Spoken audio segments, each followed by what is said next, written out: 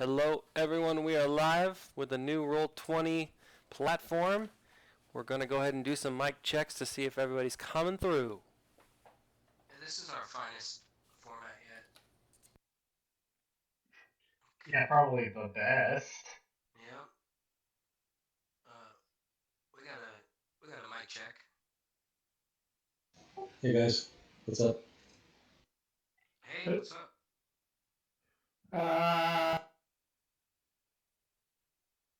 So I'm guessing only Chris's audio is showing. Is that the deal?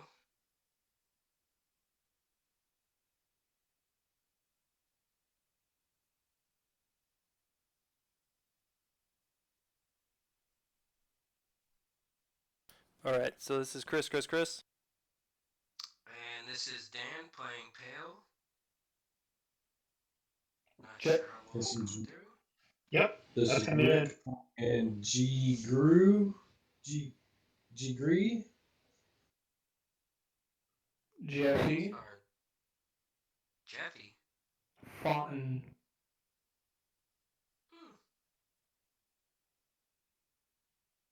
That's a nice take on the original.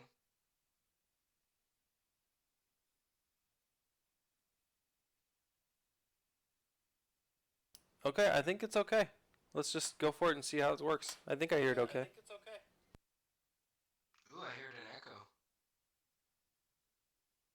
It's just because he's testing and watching it on his phone at the same time. Right. Makes the sense. Well, hey, everybody who is watching this so far, sorry about this informal.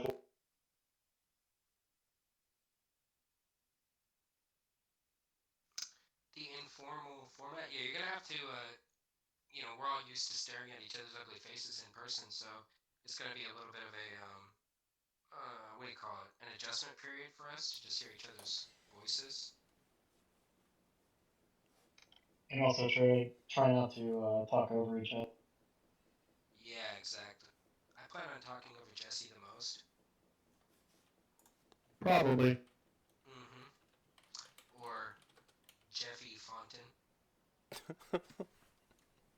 Jeffy. Oh man. So this week we are not playing our regular game. We are playing a brand new one kind of not based on the original game that we play each week. This week I'm actually going to be our DM, John Wallace. Our usual DM, Jesse, is going to be playing as one of the characters in this game. Woo!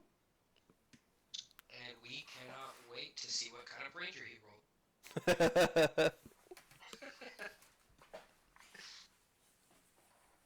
Hey, look, the odds are looking good that he is not a ranger because I see him. Oh yeah, and for anyone listening or curious, this is in fact set on continue to be set on Jesse's home Marth. So we're not making a switch back to Faerun like that. This is still a Marth, correct? Yes, but I'm just making it very loose so I don't mess with like Jesse's head. Go for it. All right, like, mess with the cannon. let's burn this shit to the ground. And you'll get the balls. Yeah. Mess with the head cannon, you get the balls. Okay. All right, so why don't we start off listing everybody's characters so far, or would we like to explain why we're not actually doing in-person? You're the DM. Do it. Well, I mean, unless you've been living under a rock the last couple of days, you might have an idea of why we're remote. We're practicing social distancing. We're not allowed to be in the same room together anymore.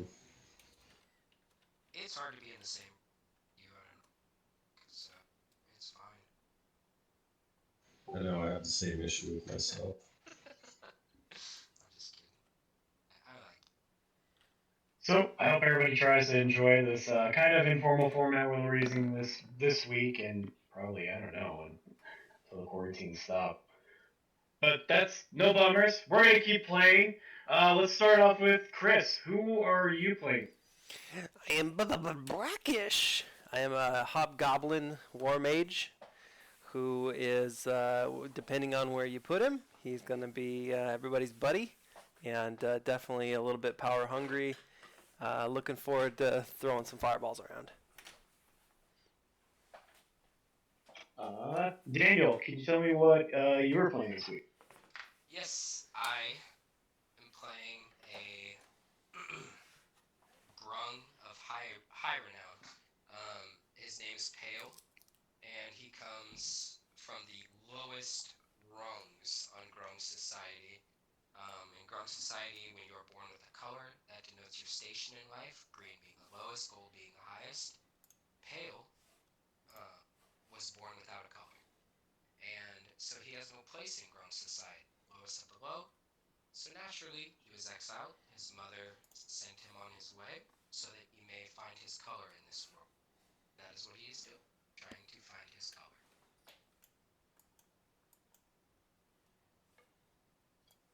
All right, Rick.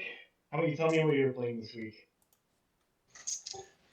Hello, John, everybody. I, Rick Taylor, am playing also a grung, and I too am from a slightly lower social class of the grung. I am blue with black spotty bumps, and my name is Gigree. Third level fighter. I picked Battlemaster. And let's have some fun. Let's figure this out and do this. I'm Oh excited. yeah, I guess I should mention. Sorry to interrupt you. I'm playing a grung. Rogue is my class, and arcane trickster is my subclass.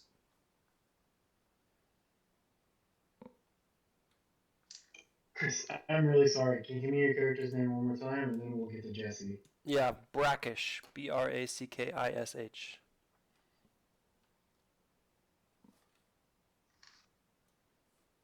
All right.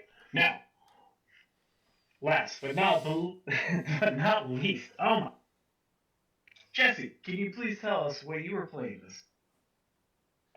I'm playing Dungeons and Dragons. Oh, you mean character?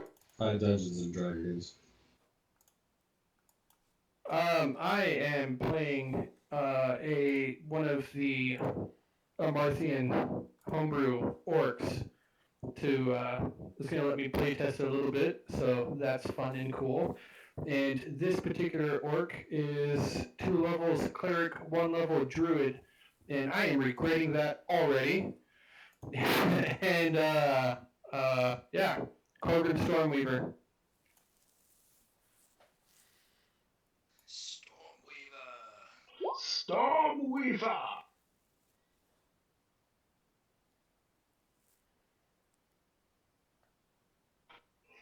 Jesse, how do you say his name again? Corgrim Stormweaver.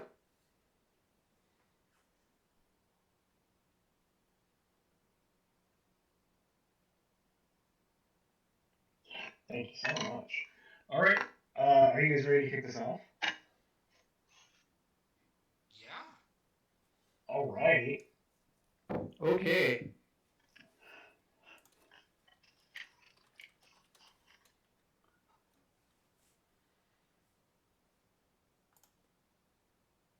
I want all of you guys to imagine that there's music playing, and it's simple music of a better time as you guys are moving into the next village. You've known each other for a while now. Your last missions into the dank, dark caves of Sibilant and through the creepiest forests of the Ripple Whipple.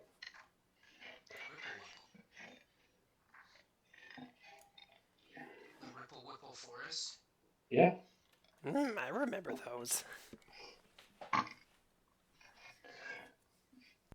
You are now making it into one of the latest towns. Well, not even a town. It's a village. The village of Johnstone. Thanks, Rick. Johnston. Yeah, Johnston. Look at me, I'm on a roof. Holy crud. So, Crud. you guys are down into this town. You've just entered it, and it is about dusk. It's just settling in. There's not any people on the street. You can hear lots of loud noises coming from over here. Let me ping that for you.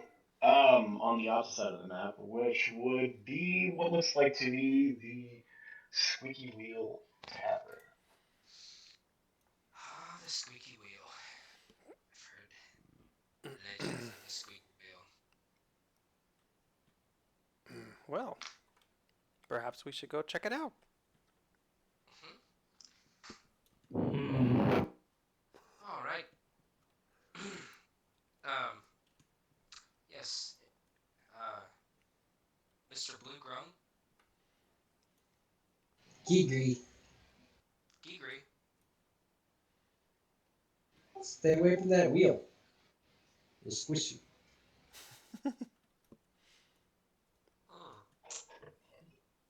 Very well.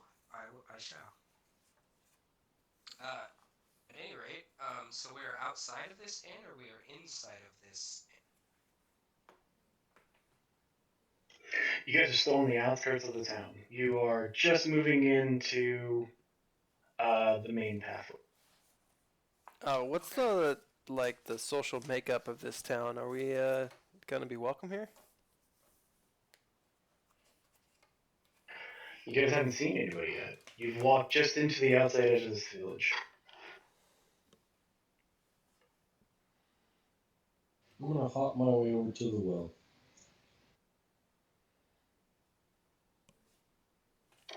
Angry, thirsty.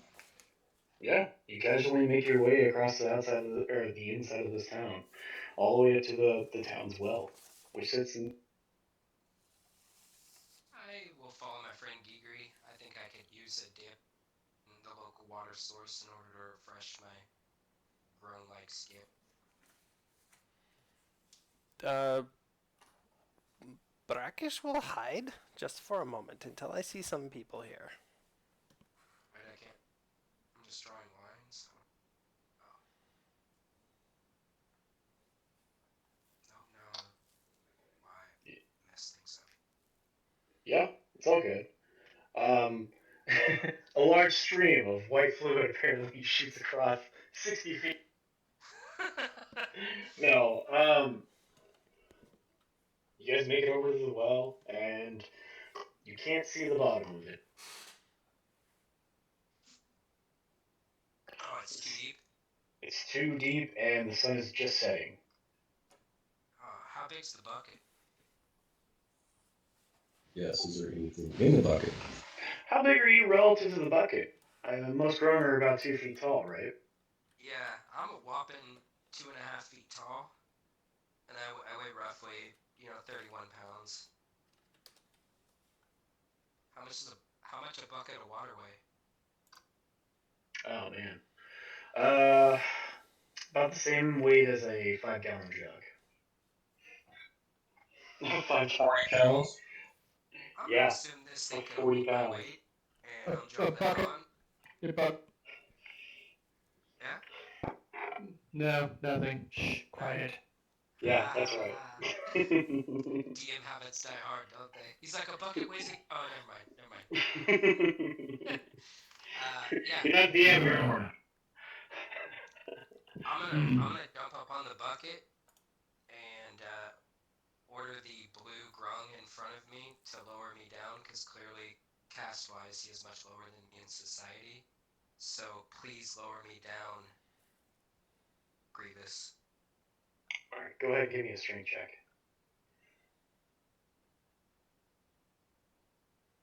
Grievous. Grievous. As you grab onto the rope, you see your friend begin to step outside of the bucket. You try to hold it with all your might. Give me a strength check. It ain't good. So, Pale, as you stand inside of the bucket, Grievous immediately lets this rope slip, and you begin to plummet 40 feet. Oh, thinking to myself, this is exactly why he's a blue grung. I'm gonna, I'm just gonna go ahead and forego the free fall and just jump off the bucket and do a swan dive right down into the well. Cause I'm amphibious. I ain't scared of water. What's big? Roll me a dexterity save.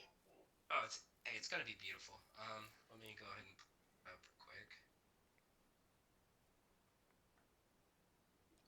As the bucket gives way to Pale, he begins to fall. And as he's falling, he attempts to orient himself. Oh, I got a big 17. All right. It's like a 23 to me. Pale is able to jump, and he lands in the water first. He beats the bucket, and then as he looks up, he sees the bucket coming directly for his face. Oh no. And he's able to slide himself up to the edge of the water with one push of both of his hands, and then he sticks to the edge of the wall as the bucket comes tumbling down and hitting the sides of the well, and then clattering into the water. What I can't understand is why it's so fucking hard to be a blue grung. Make mistakes all the time. Guys, I think I did accident. Help! Help! Help. I am fine down here, blue grung. I advance over, grab the rope. Wait, there's still a rope. Yes, I believe There is still a rope. Grab the rope, give it a tug, mutter something under my breath. No more time for play. Get up here. Oh, All right. Give me a strength check.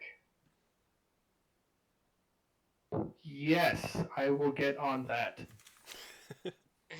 as soon as I roll my strength. I'm sure it's somewhere around 16. I'm sure. All right. Yeah. An empty bucket comes flying up to the top.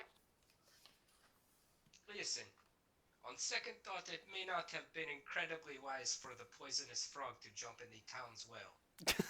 I am second guessing my choices, but if they are wise, they will not drink from it.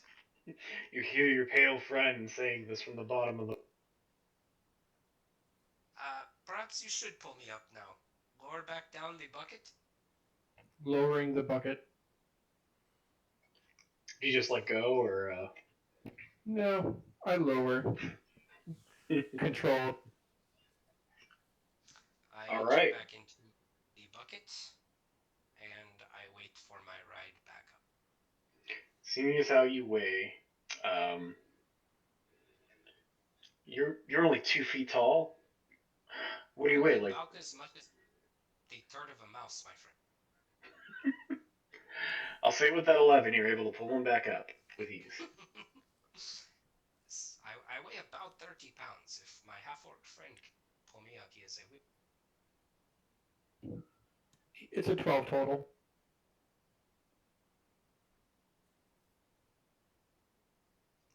It still passes. You're both now all are at the top of the well. Being a frogman is not easy. Apologize for my having poisoned the well. Ooh, I'm so happy you're back, my friend. I say this to like the closest townsperson, if there are any. It's just then that you see a large figure emerge from the house to your. Oh, this freaking guy.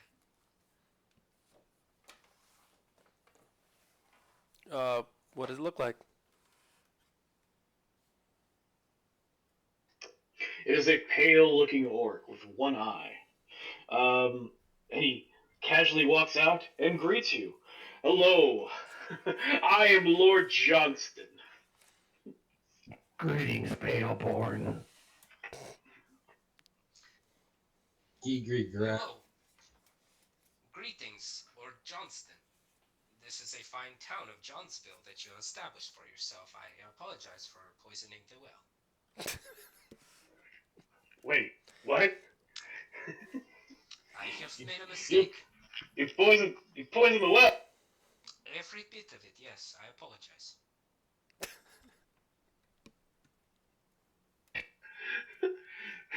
Well, that's no good. There's, there's no wells around here.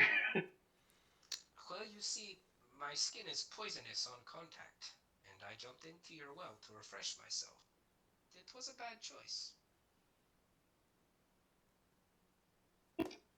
Is there any Are there any known cures to fix this? Oh, yes. In this town of yours, you happen to have more cowbell.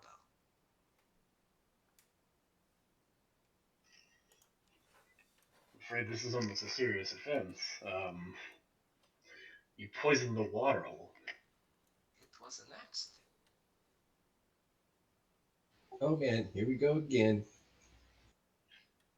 May I ask, how old are you? To do not have common sense? To to fall down a well? This is the village's water.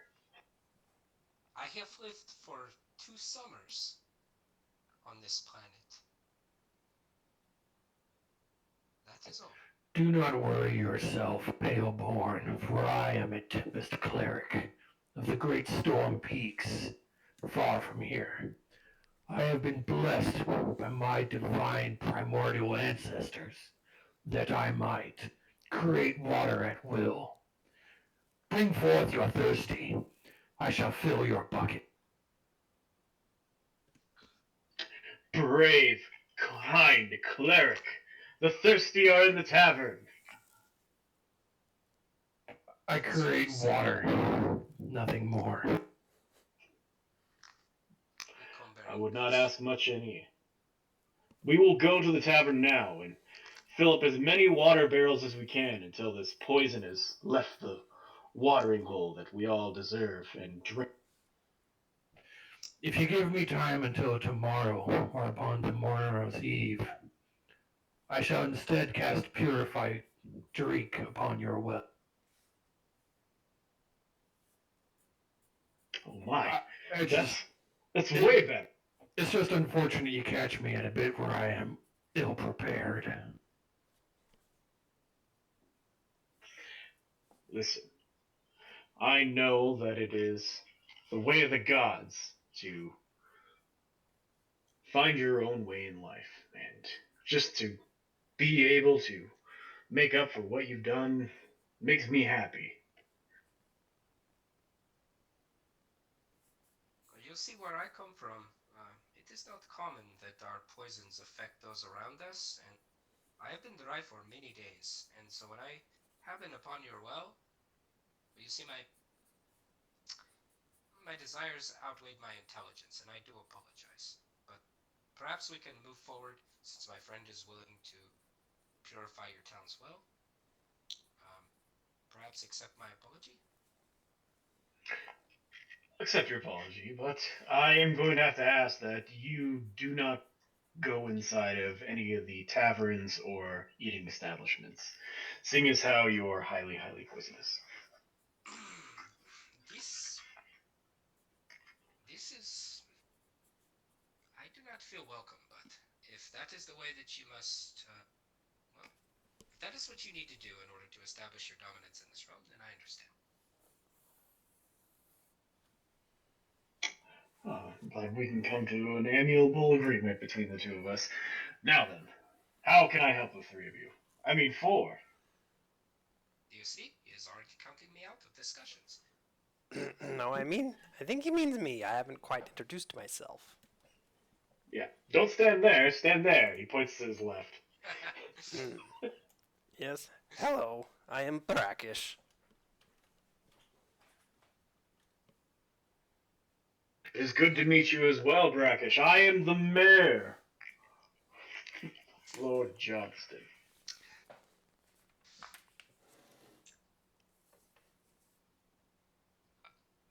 This is Greetings, a Lord quaint Mayor. little town. And is this house, this fine establishment, your own? Well, it used to belong to some human settlers that used to live in this area. Plague took them all out. Plague. Is that the name of your right hand man? Are you accusing me of killing everybody in this town? That would be absurd. I apologize. Everybody's dead? Oh no. No, no, no one is dead in this town.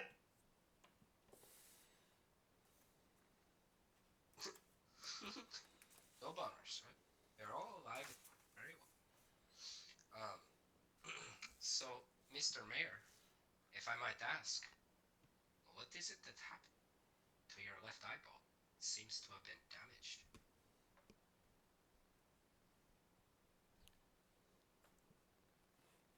Well, you do not like to talk about it, I understand.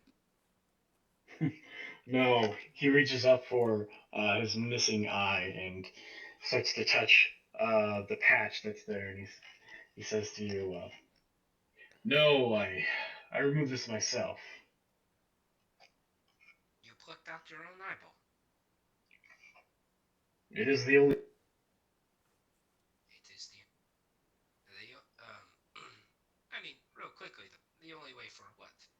To be half blind? Yeah, right. It's for my religious purposes. You are a man of faith, then. Well, I am a veteran, and you know what they say: there are no faithless heathens in the foxholes. I wander over here, and I take a whiff of those amazing looking. What are they, rhododendrons? What are these bad boys? Mr. Mayor, what kind of flowers do you harbor outside of your mayor's house? Oh yes, this is my pussy willow tree. This is your pussy willow tree. Yes, it grows in weird directions. It almost has like a spin to it. It's been tamed to grow kind of sideways, like a big L. Both of them are. Well, it is fascinating. I'm proud of your uh, arboreal accomplishments. Oh yes, it's quite fine.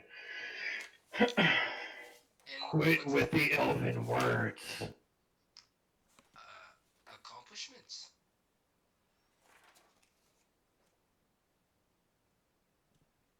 You know Uh, the one. oh, yes. The word the can be challenging. I understand. Arbor. We didn't come here to pick flowers and climb trees like some weak, soft flower blood. Let us go to this tavern, that I might fill their cups, and we could be done with this business. Oh, yes. I do appreciate your willingness to make up for my mistake on my behalf. Perhaps it is a good idea to travel to this Lead the tavern. way, Paleborn. Yes, I believe you are not speaking to me, although my name is. I got my cup right here. Gigri pulls at Thimble.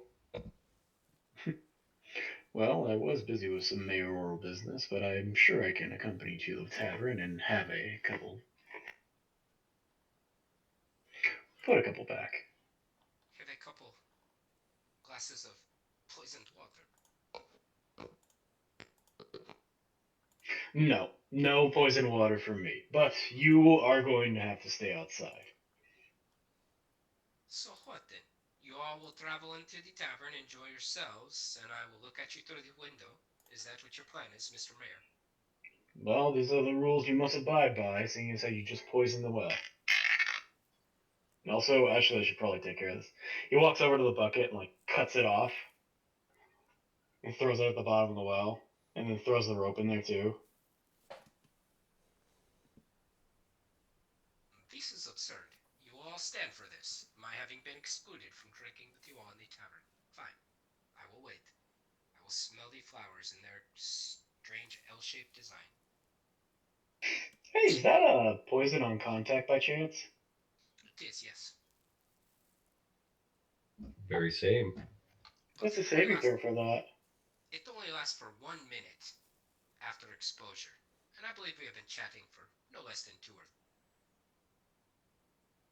It's a DC 12 concept. yes. However, we will save that for later.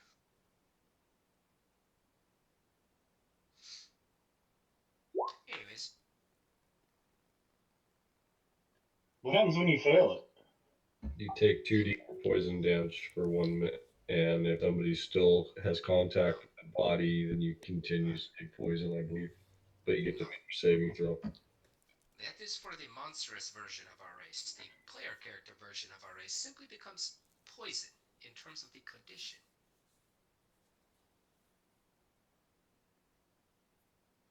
So you will accept the poison condition if he fails his save. So, you see him grab the rope, and then he pulls his hand back from his face because he was scratching at it for half a second there. And then, as he starts walking toward the tavern, he looks a little greener. Green around the gills, thus showing his true status in this society as a green one.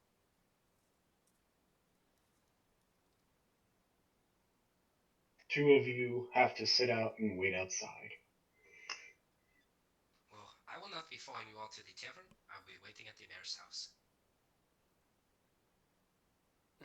I will go inside if that's okay. Since I am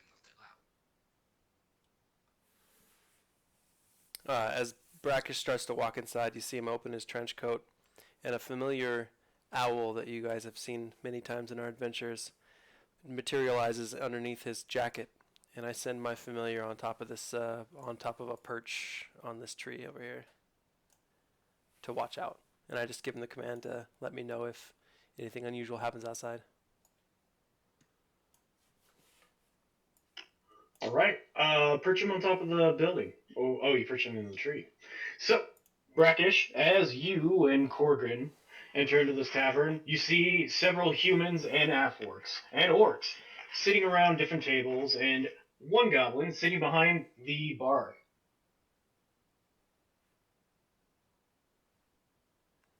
Our kind of people in here. This is great. Let's get a drink.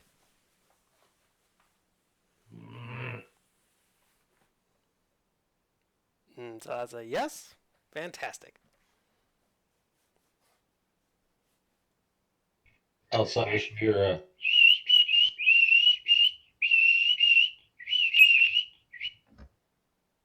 Oh, I like your whistling. Inside, the bartender greets the two of you. Oh, hey! A green orc fellow! I haven't seen one of those in a while. Oh, and what's this? A hobgoblin. I haven't seen these guys in a while either. Hey! What town Hello? are you guys from? Hello, friend. You war Hello. party? We're from all over the place. Hey, I hear ya. You gotta get out there and you gotta pillage. Your water. It's poisoned. Bring me buckets. I shall replenish it. Meryl, is this guy speaking straight? Yes, it would appear as though two of their companions who are waiting outside.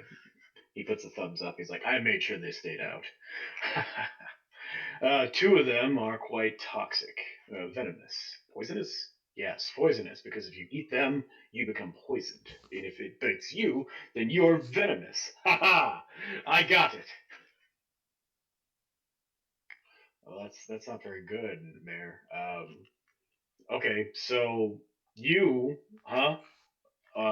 You got the handle on water. I've got barrels over here in the back. Why don't you fill those up instead of buckets? Most of the buckets we have around here are used for, well, you don't want to know. Right.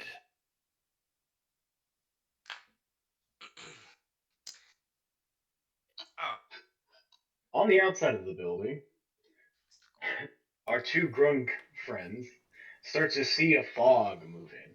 Wait, hold up. I am waiting over by Mayor's house, and there are things I would like to do there. What do you do while your friends are inside of the tavern? Oh, very simple. I would like to try to break into the Mayor's house. All right. How do you do it? Okay, from where I am, nearby the flowers, I would like to take up a position of much more hiding, perhaps even stealthing, if that is what you would wish, so that no one sees me. All right. Give me a stealth check. Okay, I will Now do then, that. back inside the tavern, Jesse, you are standing over the top of these barrels. What do you do as you make water? Sounds pee-pee.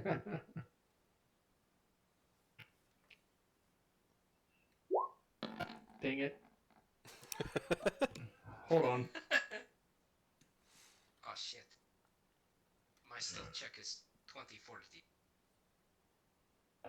I conjure up great clouds inside of the tavern with my weapon drawn, a very gleaming axe with a black ebon handle raised up. I begin an incantation.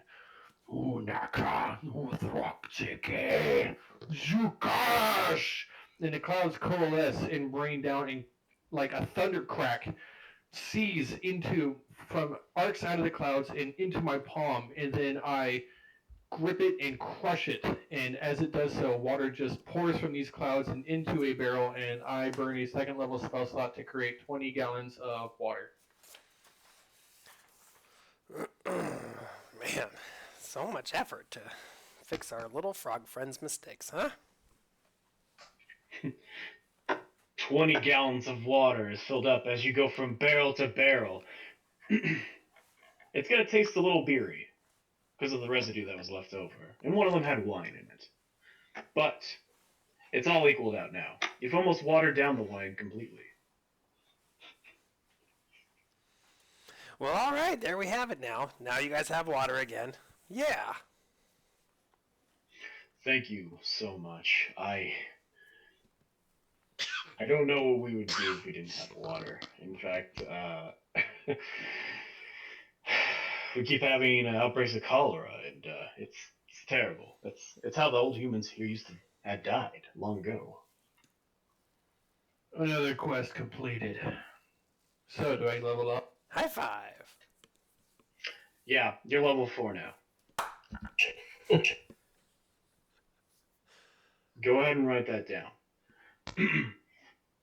This is bullshit. If I would have known that, I would have rolled a monk. What do you do while you're inside the tavern, Bracket? I'm getting a drink, saying hi to the people at the bar, and kind of getting some information about what's going on. Yeah, people seem to start opening up to you, seeing as how you just saved the town. the the mayor walks over I and love he it when pulls we out come a to town, small cause bag. trouble, and then fix it. The mayor pulls out a small bag and he hands you each 100 gold. Oh my god. This is fucking bullshit. I create a falsified crisis and now you all reap the benefits? Is there a frog in here? I don't think there's a frog in here. I am There's a sorry. frog at the door. Dirty. So, we cut back to the outside of the building as our grung friend is breaking into the mayor's house. You're able to stealth all the way up to the front door. How are you getting in? Nobody can see it. Your other grung friend.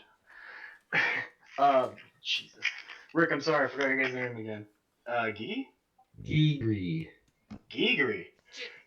Hey, Geegry, you just- lose fleet sight of Pale. He is gone. Okay. That is what happens when you are a blue grung.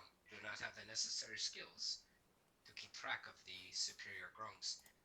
So, what I would like to do is hide into the bushes here, into the flowery bushes, and then, as a particular skill of mine, I will create a mage hand and send it up to the front door, checking to see should it be unlocked or locked. Oh dear. Where's Pale? Oh dear.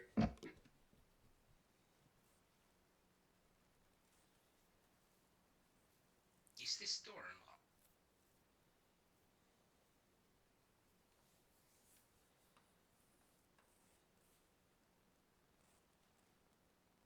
Hello. Gigri, are you outside of the tavern or are you outside of the mayor's house? I'm right where my token is. I'm inside of the town. Then we'll kind of trying to get someone's attention to drink, but I'm so small, everybody's ignoring me.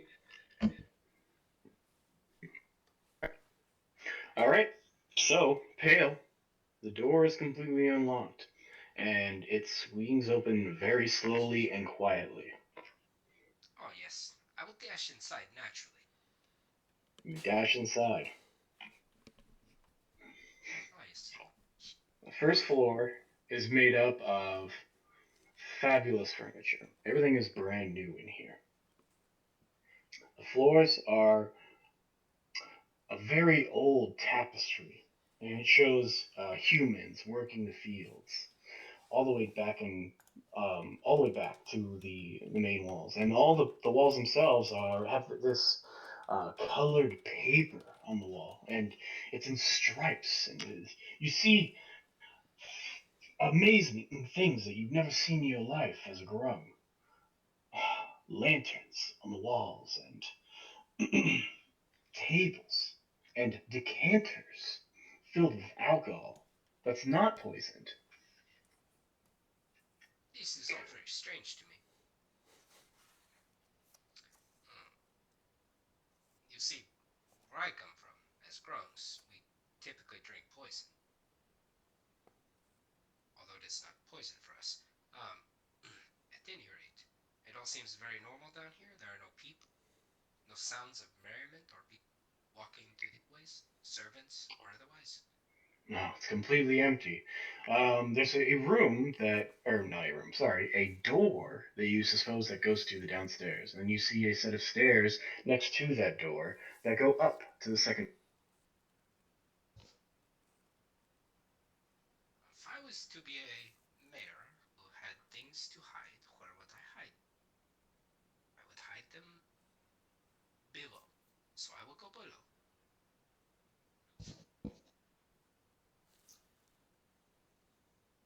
Yes, I will go downstairs to the stairs that go down.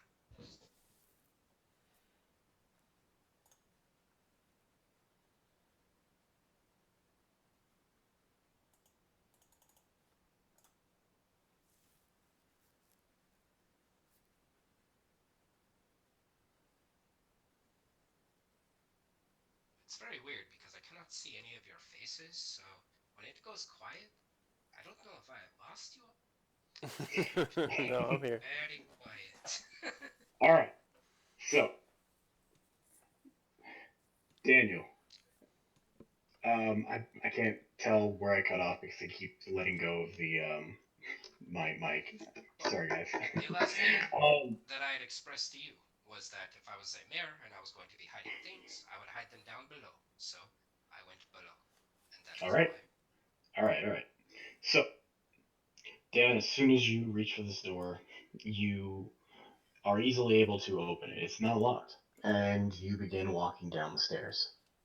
Now then, Gigri, Corgrim, and Brackish, what are the three of you doing while people are crowding around you and praising you for saving the town?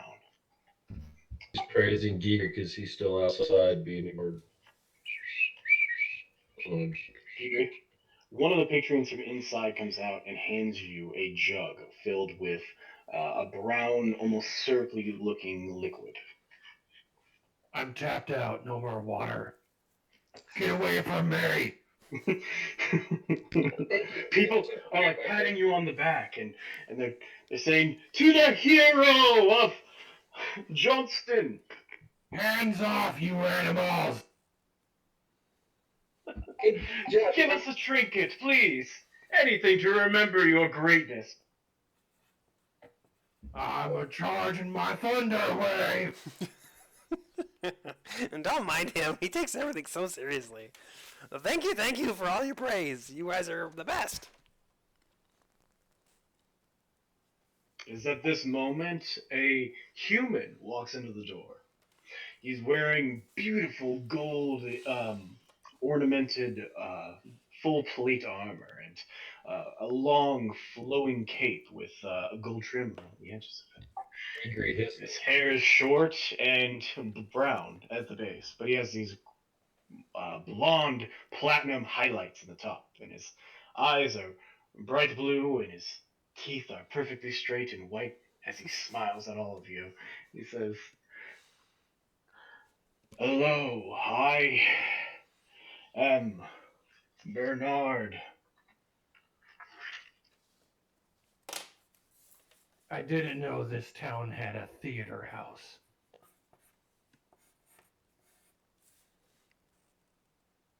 Yeah, he definitely looks like he belongs in the theater. I am Bernard Bard. Sorry, Bernard Bard. Beard Jr. Bernard Beard Jr. Bernard Beard Jr. Plenty. Oh. Hello. Hello. It's good to meet all of you. Now then, bitches leave. Bitches leave. What? I step outside. Yeah, as you step outside, a few women walk out of the bar as well, and a few men as well too. Grung, Gigri. You see, as this person walks in and says something to all these people, several of them start to leave the bar. Giger gets out of the way so he don't stepped on.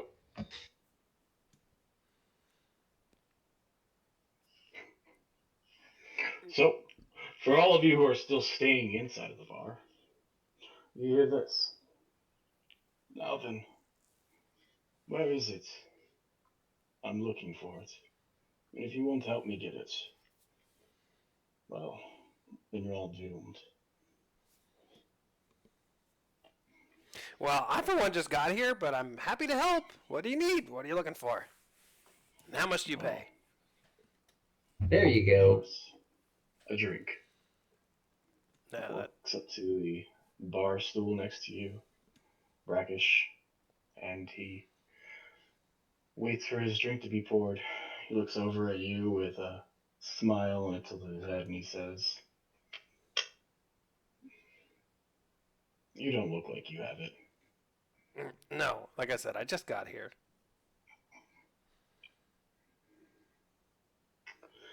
Pity. His drink lands in front of him, and he starts to drink up of it. Well, Kale, we cut back to you. You make it into this dark. Do you have dark vision, by the way, as a Grung?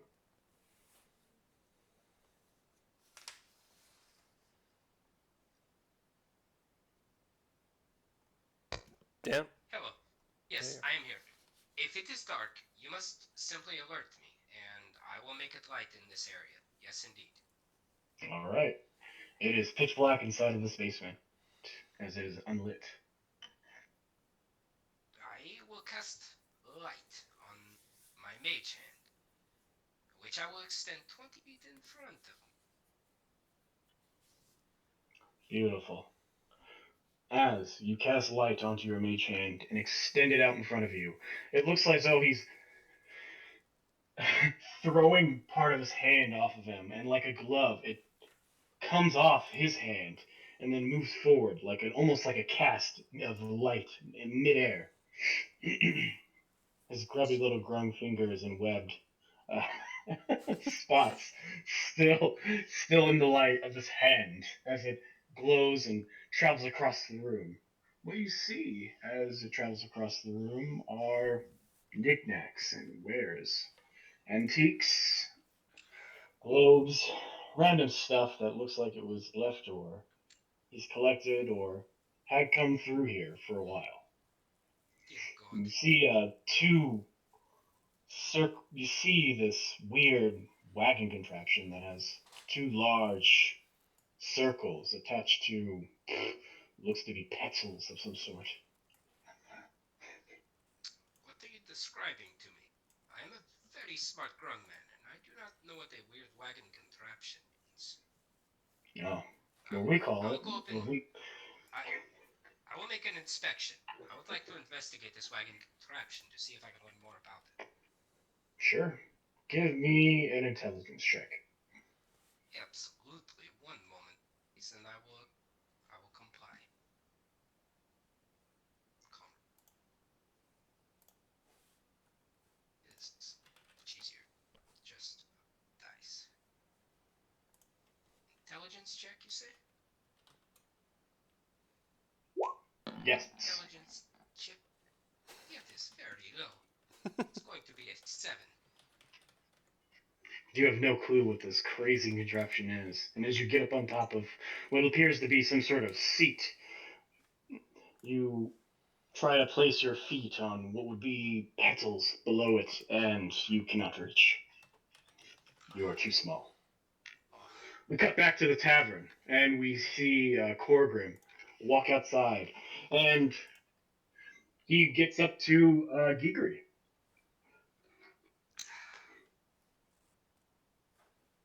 Hey, Gigri, Gorgrim, while you guys are outside, there's a low-hanging fog that is about knee height on Corgrim, so it'll be about head height on Kigri. You can almost not see him in this fog.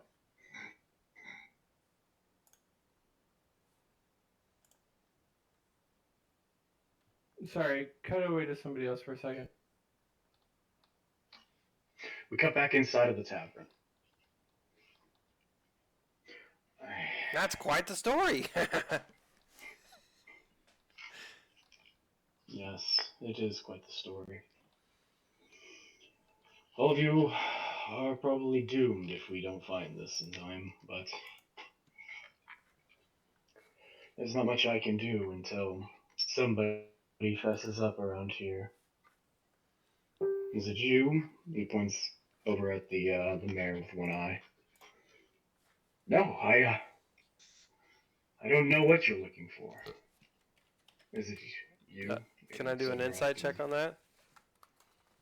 Yeah. Roll me an insight check.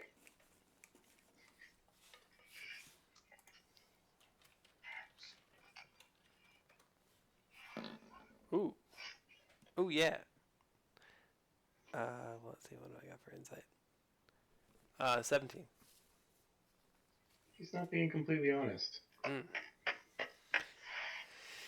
Well, Bernard, I think you might be barking up the right tree with that one. Oh, you think so? Yeah, I don't think he's being quite truthful with you. He's not, huh? And he steps up and starts eyeballing this orc. He gets closer and closer.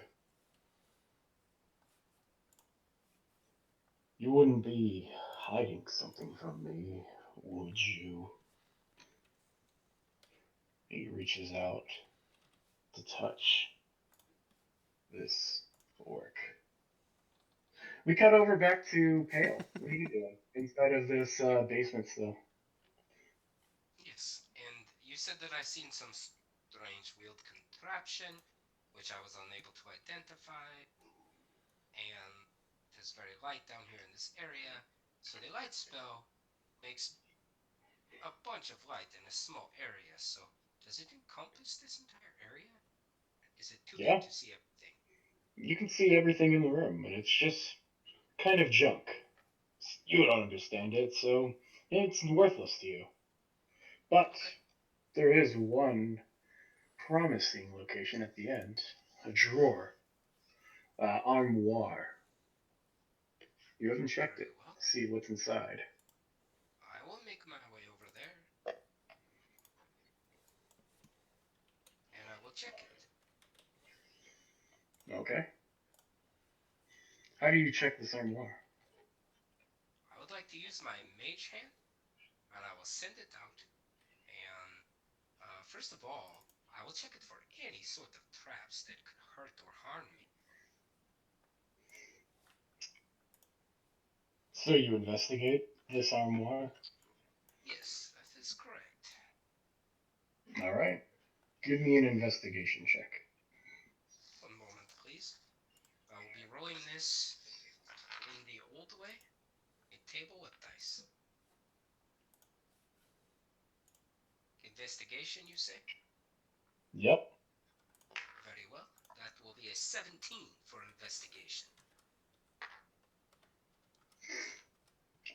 You check it up and down. You look underneath it. You check just below the first, um, oh my god, shelf. You pull out the drawer slowly.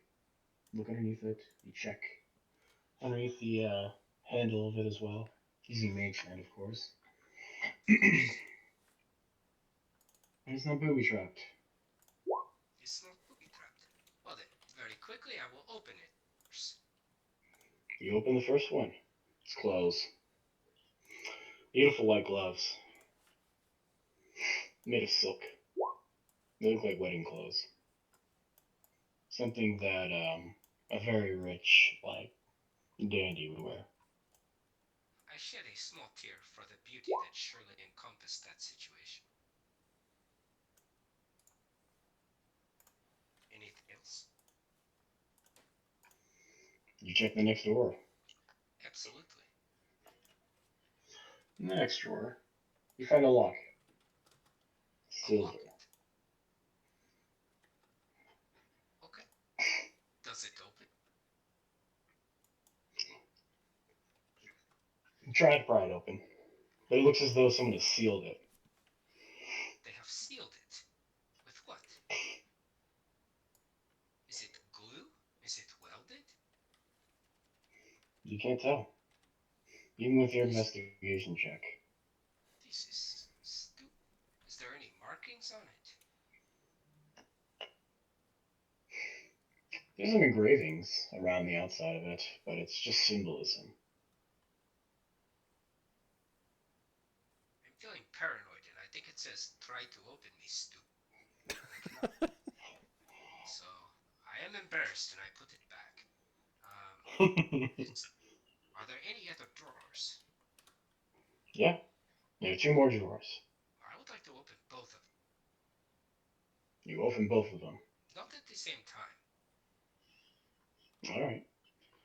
The second drawer down, you find 5 roots. Yeah, 5 of them. Next to them, mortar and pedestal. Have these. Is there remnants in this mortar and pestle of these same roots? Yes. Oh, it's a fell ritual. Oh, anything else? Perhaps a book or a recipe card. No recipe card and no book. It's just rude not to share the delicious things you have discovered. Ah, very well. Smells a little spicy, like ginger. Is each root the same? Yes, from what you can tell. And is there anything special about them? Do they look strange? Are they onions? Are they beets? What sort of roots? Are they tubers? Are they ginger? They appear to be chopped at both ends, as if they came from a type of tree. A type of tree. Okay. This is getting strange. It seems weird for the mayor to have several tree roots in his basement drawer next to a mortar and pestle. Yeah, I will recover that locket that so embarrassed me previously, and I will pocket the locket. And then I will take one of the roots, and I will close the drawer and do my very best to return it all to normal as if I was never there. And then I will leave the mayor's house. But you haven't even opened the last drawer. Oh, forgive me. I thought I had. What does the last drawer contain?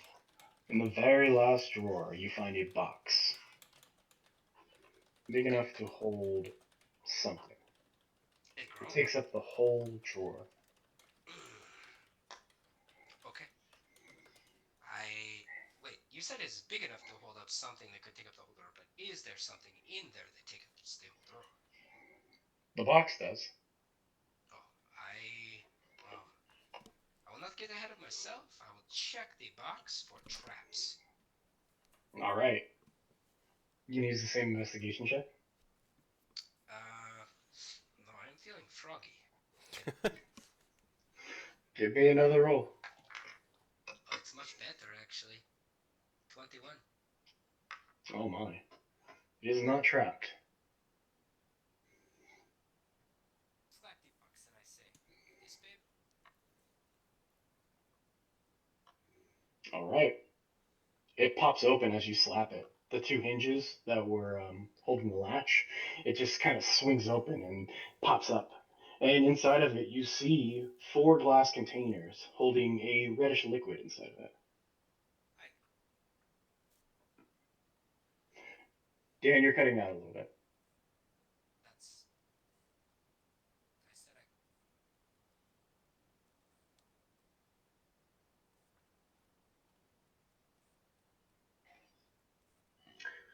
Go back to the tavern. Okay. All right.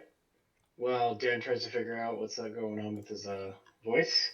I'm on the front porch with my arms crossed, leaning against the wall, trying to listen in to the conversation on the inside to determine what it is that Brackish has been up to. As you listen in, you can hear it very clearly. Gigri, you are just below this fog line. Give me a constitution check. And Corgrim, give me a constitution check.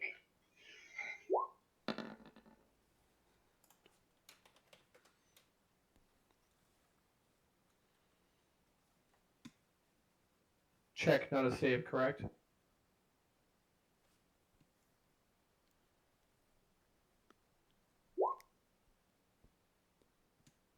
Ouch.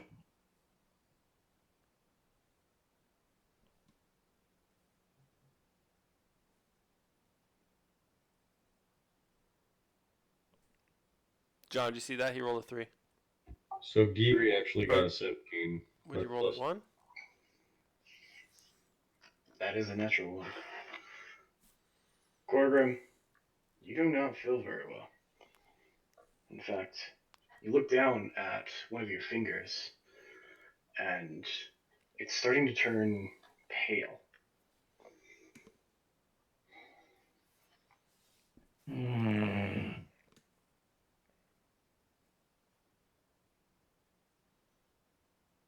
Inside of the bar, though, Brackish, you see as now this human is standing a little bit smaller, but eye to eye with that orc mare. He says, if you're hiding something, then it's best if you just let it out.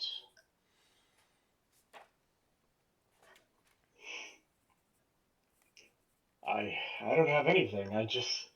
I he looks over to you and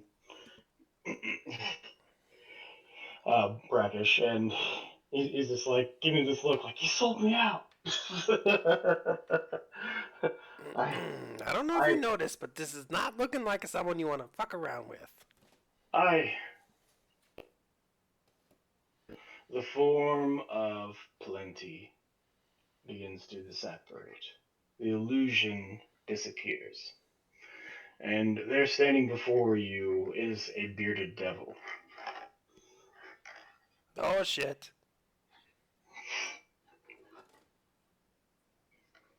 What do I know about I'm bearded not devils? Okay, there. Go ahead. Go ahead. Go ahead. I'm not playing games. And my illusion is gone. And everybody is now stuck here along with me. He looks over to you, Brackish, and he says, I tried to save everyone. and now you didn't. It's over. Your time's up. What? Time? You've only had a drink and that's it? That's how it goes sometimes. Right. Jesse, Corgrim, I on the outside of the town, there are several figures moving on the edges of your periphery. Seems to be at least 5 to your south, and it sounds as though, and Kigri, you can hear this too, there are 3 more sneaking up from the north of the tavern. Just an FYI, my owl has 120 dark vision, and he's on top of that. Yeah, and you see it as well. Well, he has to get my attention. You're signaled. Right. You're signaled, of course. Okay. You start hearing whoos. Your owl's call. I put my head down on the bar for a second and switch my vision so that I can look around, and I get a good look all around. All right. With your good look around, you see all this. There are 5 people to the south, along with 1 pale-looking man, and then there are 3 to the north. Surrounding the tavern. It looks as though they are about to. Okay. I have my owl fly to the mayor's house where Pale disappeared and just start making a crazy amount of noise. Just alarming like crazy to try and get Pale's attention. Our Pale is in there. But you start making noises. What? Has my audio. It's super quiet. Yeah. Ooga, ooga. It's very quiet. It is very quiet. Very, very quiet. As if you're standing very, very far away. Yes.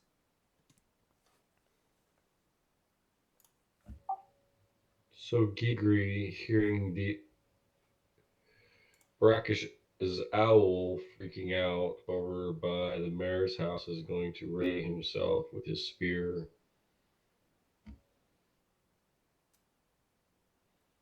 All right. You ready yourself with your spear. Using the fog as cover. All right. Seems as though all of you are now alerted to what is going on in the situation, except for Pale. And the bearded devil, along with the mayor, and even the bartender, and anyone who's still inside of the tavern begin to look outside as these cloaked figures begin to amass in front of it. A very bald and pale man with weird tattoos on his face walks forward and says, "One moment." That's a weird way of starting your sentence. Has the quality returned? That's much better, yeah. Perfect. Okay, I will step into the background until it is fine.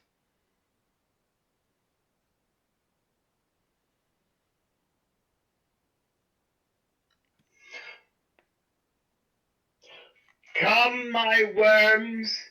It's time! I know you're in there! You can't stop us now."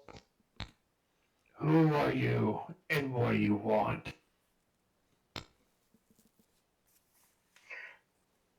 It's me, Red Heroson. That's a fake name. I advance and step closer to get a better look at him. Yeah, he's a very pale looking man, and he's standing behind all of these cultists. I would like a perception search or, no, an insight? I would like to make a check at this guy to get a feel for who he is or what he... Oh, yeah. How about an insight? That'd probably work better. Certainly.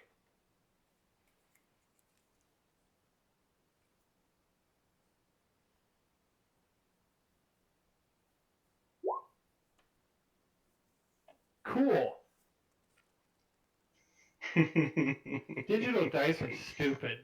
You can Je- roll hard ones if Jesse, you wish. can you? Yeah, you could if you want, but if you're gonna do that, could you turn on the 3D roll so we can see it? Yes. No, I can't. I don't know how. Yeah, it's on the right, just under the little geary looking settings button. There's like Doesn't 5 matter. of those on my screen. There is a symbol that looks like a gear. You press onto There are settings. it. Oh, I'm so fucking old. I'm so fucking old. I can't even see the gear button. I'm so fucking old, father. I cannot even see the gear button. There you go. Rewarded with a better roll. Yes. All my fantastic friends, thank you so much for putting me on the spot. I just crushed one of my allies with a die. Does that count against me? Dice rolls are So, with that roll, you're able to understand that this guy believes he is the top dog and is holding all of the cards right now. I see no reason to stop him, actually. He has Good. many cultists. Eh. Fail. As you make it to the front door, you see two more cloaked figures standing right in front of it. Shit. Where?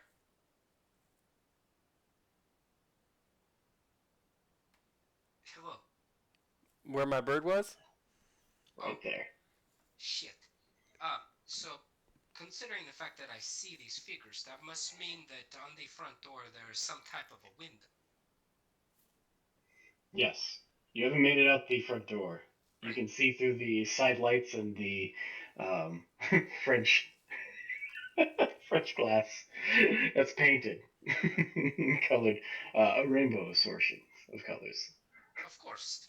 And so, knowing this, I will most certainly attempt to disguise myself. Is the paint on the outside or the inside? I meant to say that they're painting glass windows. Well, you did not. You said they are painted, and I want to know if the paint is on the inside or the outside. Yeah, they're painted on the inside. It's kind of like when like Denny's does that glass art, to get people to come in. It's like sunshine or it's like winter, they do snowmen or Valentine's Day. Naturally, of course. And so, I will approach the window, and I will begin to scratch away at tiny people for myself in this paint so that I can observe these fools as they gather outside to try to kill me. And I will not Scratch out two pinholes. It just so happens to be like a perfect match with the face that is painted on the door, like Shit. right at the eyeballs. Yeah. They start looking. From anybody else's perspective, it looks as though like two eyes are starting to follow you everywhere that you go. I will follow these And you fuckers. hear the two guys out front of the house like, God, I hate that photo. It's just like a happy sunrise, and it's just like, God, I feel like the eyes are watching me. Yes, of course.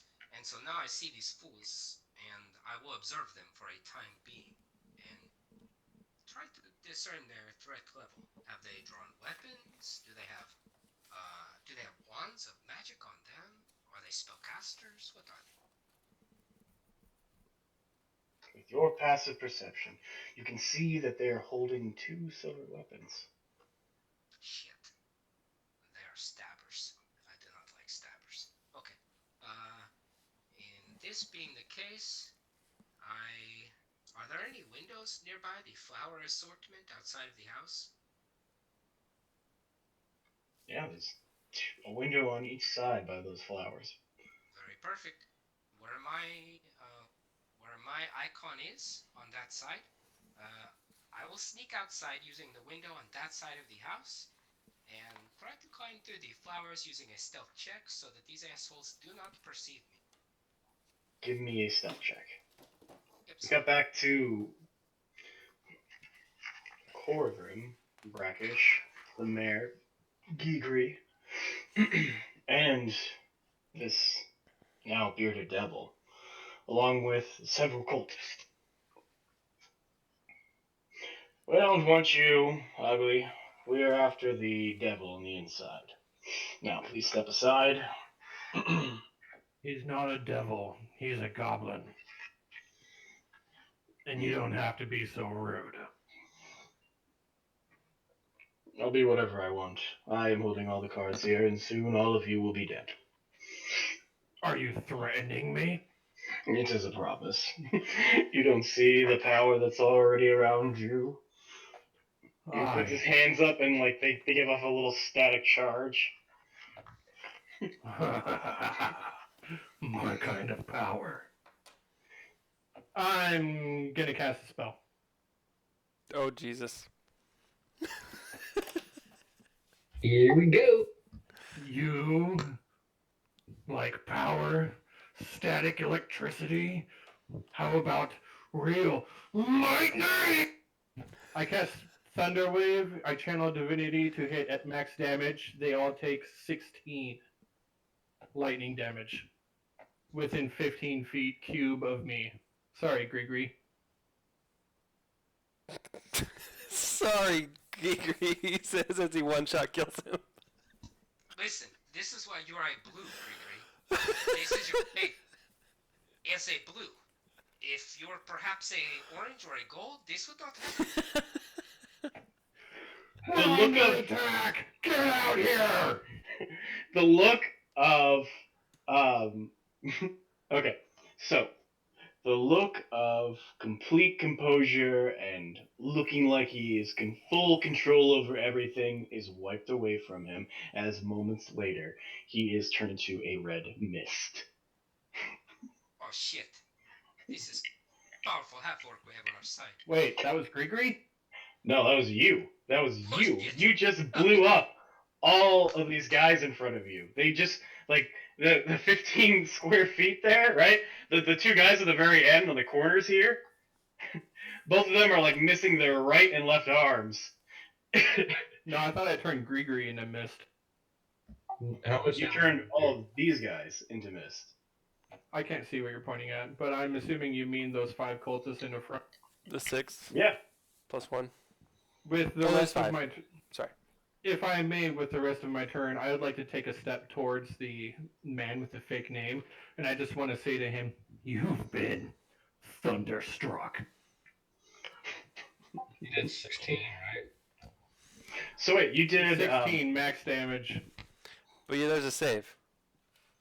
They can still save if they don't want to be pushed back 10 feet. No, they can save for the damage. No, they cannot, because I do max damage with my channel divinity. They don't take half. Oh, well, maybe they do. it doesn't matter. They didn't have a chance to save. You just blew them all to bits after saying something. Like this guy stuck his hands up in the air and he's like, "Feel my power!"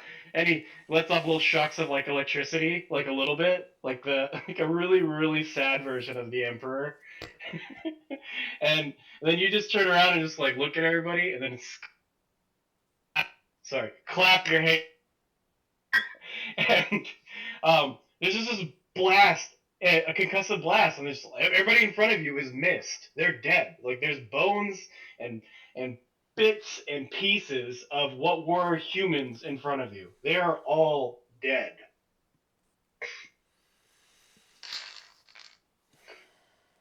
All of the mist that was around you got blown backwards, and as you look at your hands, it's now 2 fingers that have gone completely pale.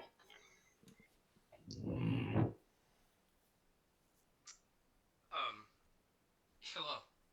So, when I step outside and I do the big hide in the bushes, do I happen to see this mistening? You hear it. It's. I use Thunder Wave. You can hear it within 300 feet. The town and the next town over. Of course. Oh, yes. All right. Of course, because I cannot see because there's a massive fog cloud. Yeah, you can't see because it's your height. But you do see the 2 cloaked figures in front of you. Just look completely surprised, and they drop both their weapons and begin to run the opposite direction. Oh yes, no, that Toward is not you. going- Oh, toward me. Yeah. One of them trips over your body. I need to roll a Constitution save. Wait. Oh, yes, you do. DC difficulty 12. I just pass. Oh, slimy, gross. Oh, oh my God! You see what you did to them? They're fucking dead. Oh my God! My friends, it is so fortunate that I have run into you here because what it is that you all Is that Brooke talking? Yes, I am doing a very big talk for your tiny ears, humans, and it is important for me that you all sleep. As I cast sleep. Yeah. Go ahead. What's the? Oh yeah. 18. So go ahead and roll. I am. Oh, 20, 25. I The didn't guy roll. I who rolled is 20. touching you passes out, hits the ground, face first. The guy who was standing next to him passes out, face first, lands on his shovel. Yes. The spade's sticking up because it looked as though the mayor was doing a little bit of gardening, and he falls face first in the spade and dies. Well, that is one way to bury your grievances. Hush now, my little friend. You will soon share the fate of your others. And I leave him there, and I begin to approach my allies. The one who is sleeping, of course. I will not disturb him. Far be it from me to disturb a soon-to-be dead man from his slumber.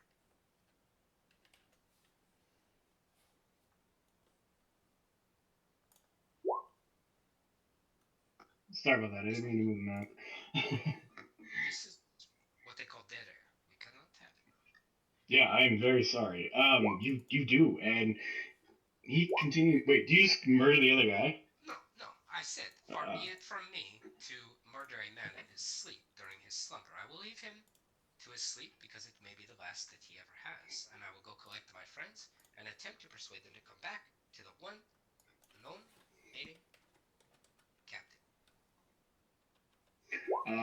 There are three men who are trying to run the opposite direction of you guys, toward the north, and as they make it up to this spot right up here, they all run into each other. It's as if they've hit some sort of invisible barrier. I did not Gigri, see you this. can see this clearly. Oh, as can you, Brackish, seeing as how you were looking through your familiar's eyes still, right? I did not say otherwise, yeah. Alright. Gigri, why are you rolling a save? Jesse and I were talking in the roll20 chat, and he says there is save a DC 13 con, and you take half damage if you saved. So I'm not at 8 hit points. Alright. I just rolled a 22 for my con save on that, and I'm not pushed back 10 feet. Instead of losing 16 hit points, you only lost 8. Yes, thank you. I still don't understand how he got hit. Because I'm He was foot. his little token is within 15 feet of me. Oh, so it's all the way around you, huh? Alright. I thought it was in a direction that you needed to cast Thunderwave. No, Square? it's a blast. Yeah. Okay. See, So, When it is my turn, I'd like to do something. yeah. Okay. So Brackish, what are hearing you the gonna do? hearing the giant explosion, I'm going to snap my fingers and summon my owl back to me. I stand up from the bar, and I start walking outside. You make it outside. Okay. That's pretty much all my turn. Free action. What took you so long? We're not in combat. You just watched your friend explode a bunch of people in front of you. well, that was quite interesting. Something has developed on the inside, however. That gentleman in the armor is not a gentleman. Actually, he's a devil. So we should all talk to him and find out why these things are attacking us. And he begins striding out the front door. I'm gonna get out of his way. Excuse me. So all these icons in front of Jesse are gone. They are bits and pieces. Oh, I killed the leader. Yeah, there's nothing left of him. He is completely downsized. Okay, so there's just the two by Daniel, and the one on. Yeah, that's it, right. I have delivered the one. Well, technically he committed shovelcide, but the other one is simply having a snooze. Now, disturb him because he is soon to be our prisoner. That is my free action, if I need. Sorry, I am Like, saying the token.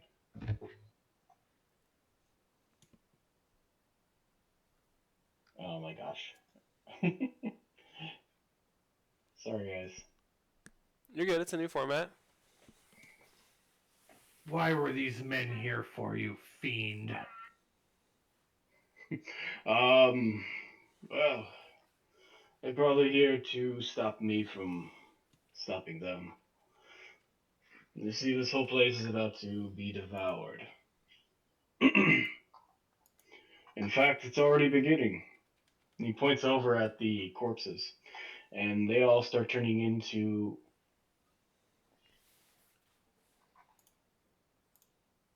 The suspense is real. Spaghetti? Flying spaghetti monsters?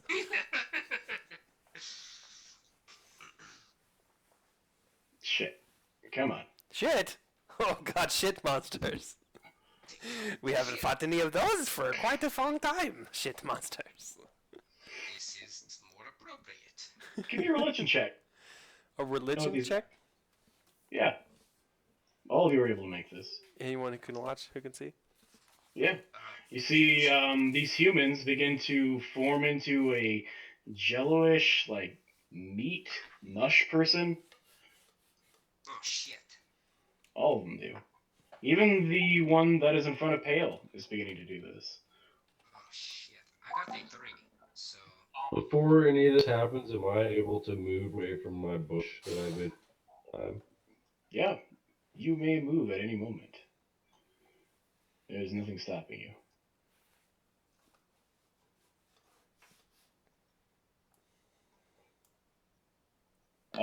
So, what are you guys' checks for religion? 12 for Mine was a- brackish. Mine 12 was for a 3. brackish? 3. You don't know what it is. Pale. It is nasty. That is all I know. It is Ooh, nasty. good roll.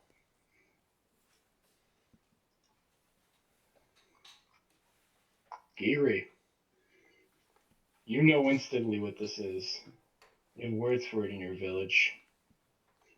The spit, the spew, the terror. They're turning into Langoliers. That's not the right word. Sorry, guys. Like, Stephen King? Yeah, right. Lemur. Lemurs. Lemurs. Lemurs? Lemurs? Lemurs, run! Yeah, they're turning into Lemurs. Shit. In fact, all the dead inside of this are turning into Lemurs. I don't know what those are, and it is terrifying to me. At least I left that one man alive. I thought he was to be a prisoner, but instead he is a salvation. Well, the Lemur that's next to him begins to reach out and start grabbing onto him, and Ooh. it's trying to pull him into itself. Oh, he is having a party. That is disgusting.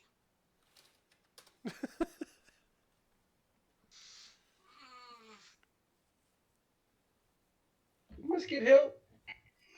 It slowly starts dividing and pulling this cultist in that is sleeping into his warm embrace. Oh, jeez. Do you just keep standing there while this happens? I would like to hide, actually. I would like to hide from this madness. Absolutely. Yeah. Yes. As he's being absorbed into the Lemur, you see the cultist begin to wake up and stir, and he's like, oh, oh no! Oh God, can't help me!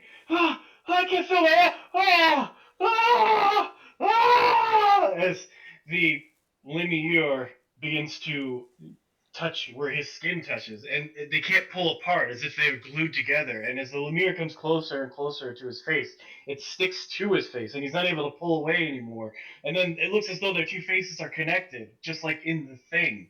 It's becoming it. He is becoming it. They are joining as one, and tentacle-ish hands of muck with human flesh mixed together are pulling him in, and he is slowly dying in front of you. Right All around before you, he Jesse, are silvered completely weapons. absorbed, I would. Not again. Is it is it possible for me to reach right before he is completely absorbed for his weapon? Their weapons are behind them, about 5 feet back. The one that I put to sleep though. The two of them ran forward after dropping their weapons. Oh, very good. Okay, understood. Okay, I apologize. Then I would like to hide. All right. Roll me a stealth check. Oh, that is super good. 26. You disappear into the shadows. Yes. Cordrum, in front of you, like I was trying to say earlier, are several silver weapons. 5, in fact. Different makes and models. What are you looking for? I'm going to cast a spell. I am looking for magic. How does it look when you cast a spell? With a grimace on my face and a brow furrowed, I look at these abomination fiends and I say, what I kill is supposed to stay dead. Arms up into the air, and I begin channeling a spell, and I call forth a crack of lightning strikes out of the otherwise calm sky, strikes into me, and sears into the ground for 15 feet in all directions as I once again cast Thunderwave. As you cast Thunderwave again. That's not my damage. I messed up. That's not my damage. Hold on, it fell off the table. Fell off the table, hold on. That was a practice roll, warm-up roll? It looks Oh, yeah. Warm up roll. Yes. It is setting sideways on top of the building. There's no way that is perfect. Okay, it's 3d8. Mm-hmm. Oh. Oh, double eights. Nice. Nice. Oh shit. 20. Pale guy. They have to beat a 13 con save. Oh, I'm so glad I missed that one. Yeah, I'm happy I moved back here too. Sorry to whoever those two people are who are behind me. I probably killed the mayor. Right on. Now you know how we feel. He's got his eye on you. So, the two of them take how much damage? 20? You're on a failed save. They have to beat a 13 con save, otherwise it's 20. This one's for the mayor. And this one is for the devil. Turn on your 3D rolling, bro. No. No. Okay. But the viewers at home can't see it if you don't. Yeah. I'm terribly sorry. The mayor has rolled a 3, and the devil has rolled a 17. Which devils? Like the bearded devil or the ones in front of me? No, the one that just walked out of the tavern. He was rolling for those two. Do not worry about the ones in front of you, for they are destroyed. They are nothing, as all of them have been blown to bits again. I can keep this up tomorrow. That's right. I seen it.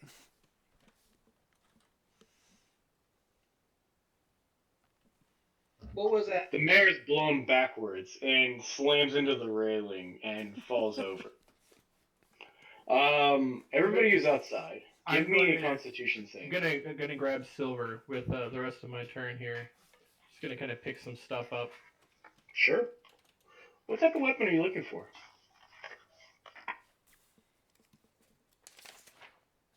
What save am I making? Con. Constitution saves. Yeah, baby. For everybody. Brackish checks, passed sorry. it. You were correct last time. Brackish, you pass.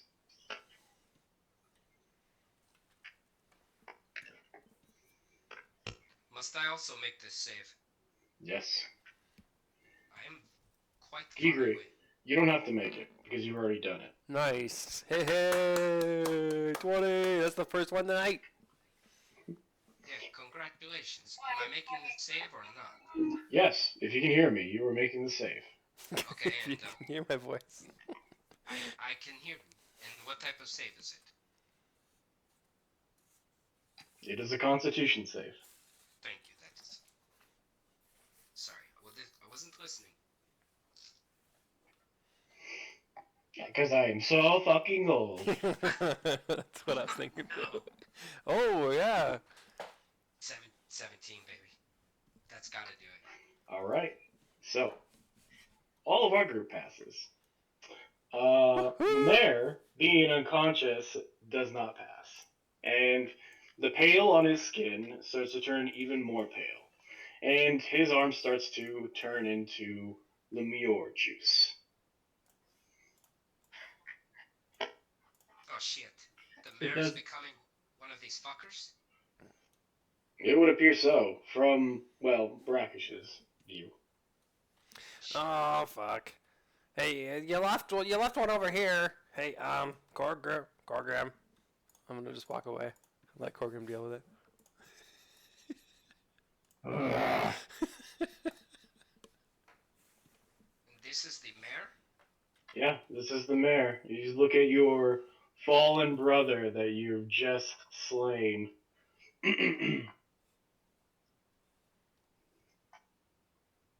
Are we in initiative? Should I just walk over there and go stab him again? Yeah, basically go stab his ass. Yes. Are we Yeah. in initiative? Running now. You're still out of initiative. I would like to ready my short bow with one arrow. Good. What in the nine hells is that? Oh dear, run.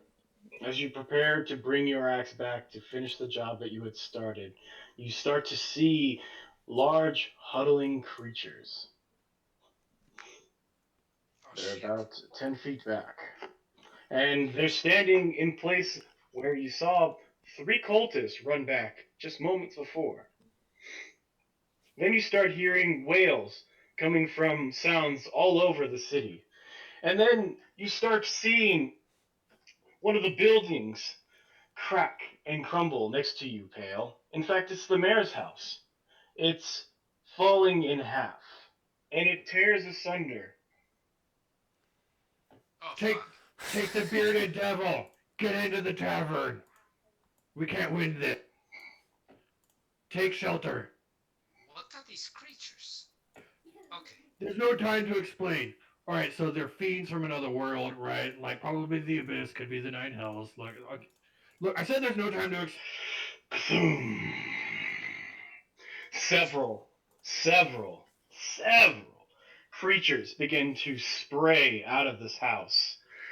Anybody who's looking at any of the wood or any of the grass or anything that's living in the area, you can start to see it wilt before your eyes. It looks as though you've been cut off from what was the natural world, and everything is dying around you quickly.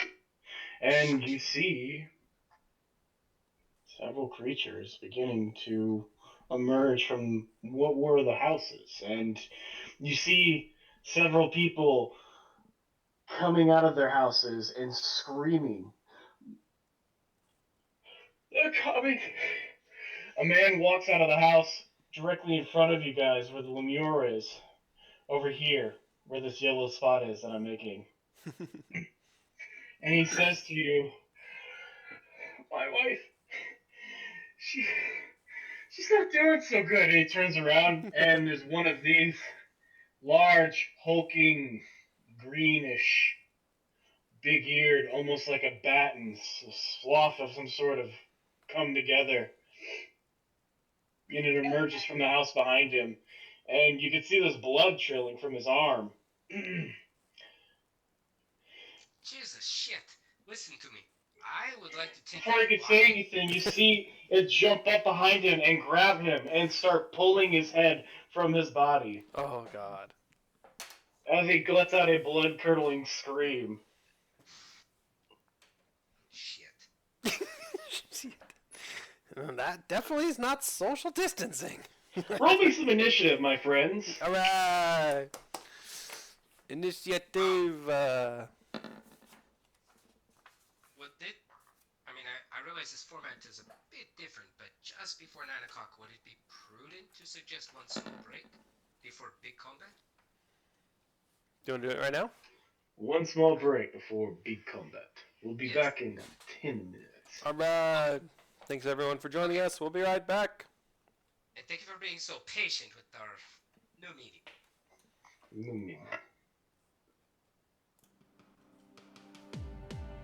All right, we should be off. Alright. We're clear? Oh wait. Sorry, guys. Wait. Hold on. Let me make sure that this isn't picking up. Hold on. Nope. Yeah, it's picking up. Hold on.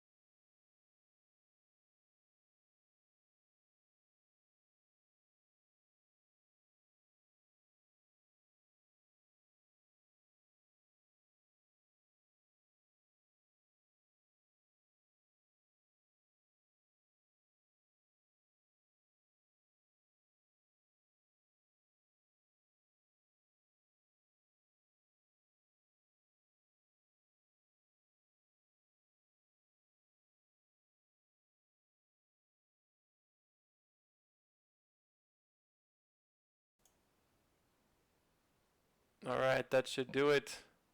Can everybody hear us? We're back.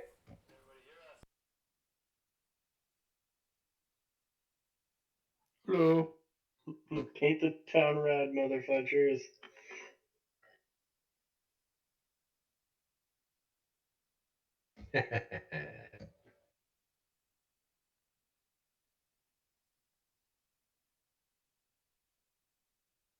So, do you guys just want to jump right back into this? Well, I kind of wanted to do a doctor prescribed shot of whiskey here with y'all. Yep. Gotta destroy the coronavirus.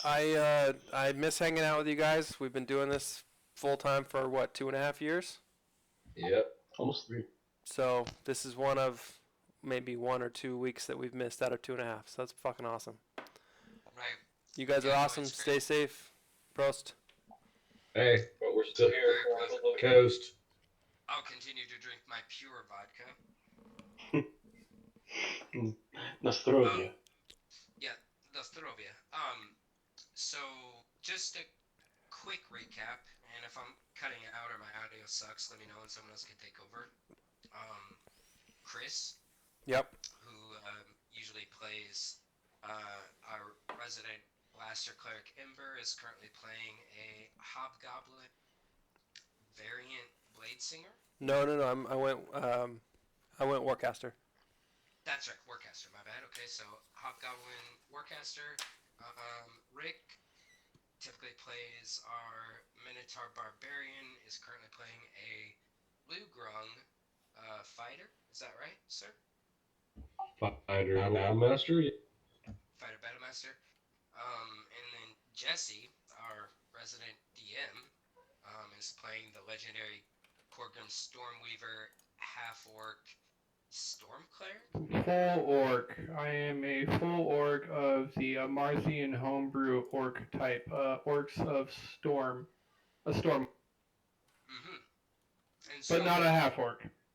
basically, what he's trying to say with all those words is his dick is bigger than yours.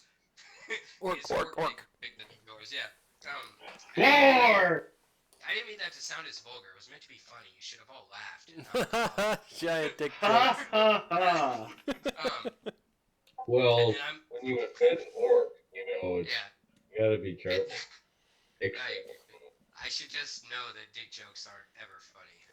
And then the last one, of Orc course, is me. joke. And I'm playing the rogue arcane trickster in the form of a grung, whose skin is white. He does not have a color, sadly for him. No, son of a bitch. Tempest. And I, John Wallace, am playing your DM this week.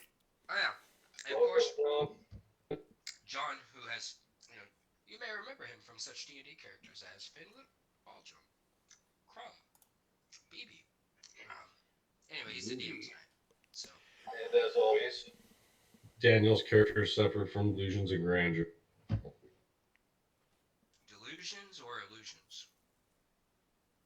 To recap what's going on right now,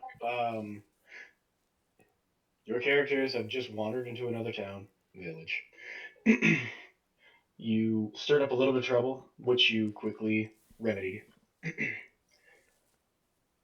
Then more trouble came onto your step, and you took care of it. And then more trouble came on your step, and then you took care of it. And now even more, the worst trouble is on your step. So many steps. Definitely lots of steps. Mhm. All right. Now then, All right, so I rolled initiative. Brackish, I got an 8. 14.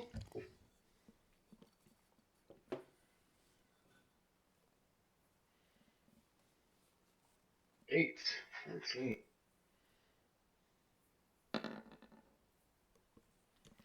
15 for Pale.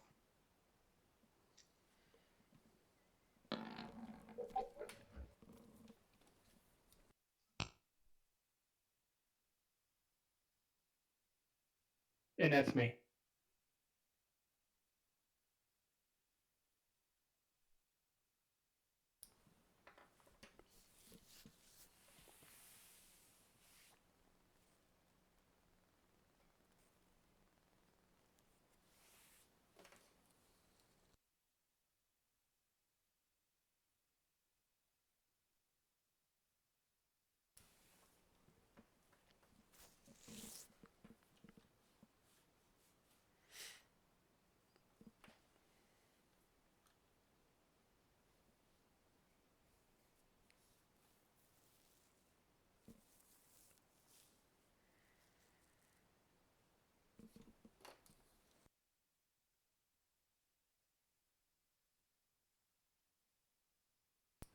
So these things that have now come out, are these different than the Lamar things that were there before? They are different. Uh, they're about the size of dogs, large dogs, in between dog and bear size. And they look like bats, but they have the heads of bats, but they lumber around on four legs, kind of like sloths with overly long claws in the front.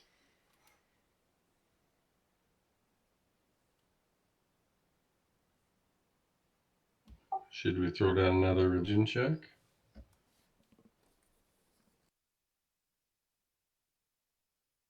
Well, that is Pale's choice, seeing as how it is his turn, and as he looks around, he's seeing utter chaos as the house beside him is ripped open in half and split in two, and these creatures are coming out of it. Two of them. Oh.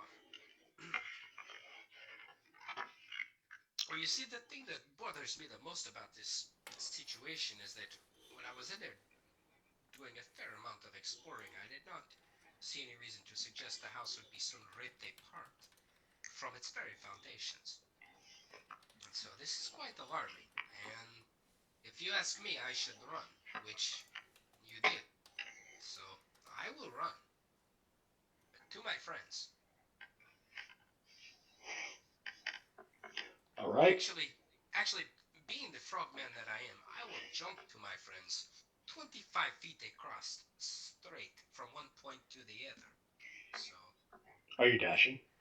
5, no, 50, 20, 5. I will use my bonus action to do just that. 5, 10, 15, 20, 25. That is all. Oh, well, since I use bonus action, and I see these freaking weirdos up there, I will, I will pull back aim and do a shoot right at them. All right. You see two of them lumbering out of on the backside of this building, where what used to be three cultists. Mm-hmm. And just so, I'm sorry, stupid word. It's time roll plus 6. Shit. You're cutting out. You're cutting out a lot.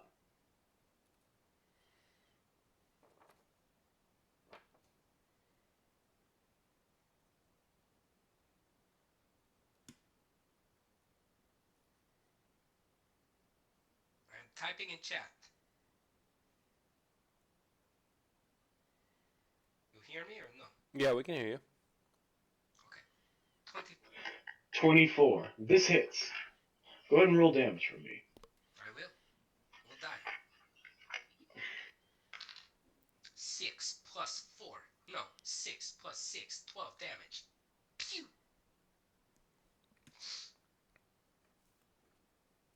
How does this creature die?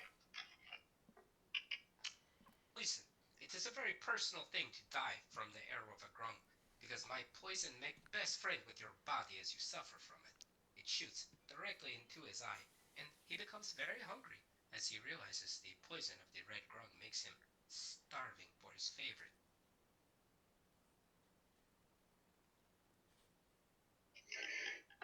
As you do stab into this thing with your arrow, and it's poison,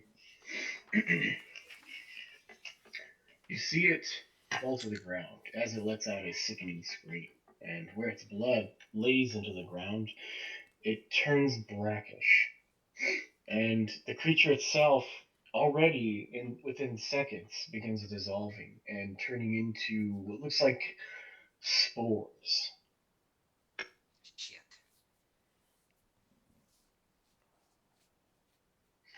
Oh, Spores.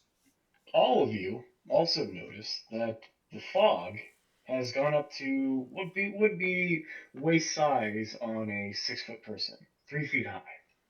It is now completely above our grung folk. Oh, so we're now completely encompassed in this ridiculous fog. I won't make you re-roll, but remember that going forward, that this fog is growing higher and it is harder for you to see at lower levels. What what is the what is the I'm sorry, what is the visibility in front of our faces?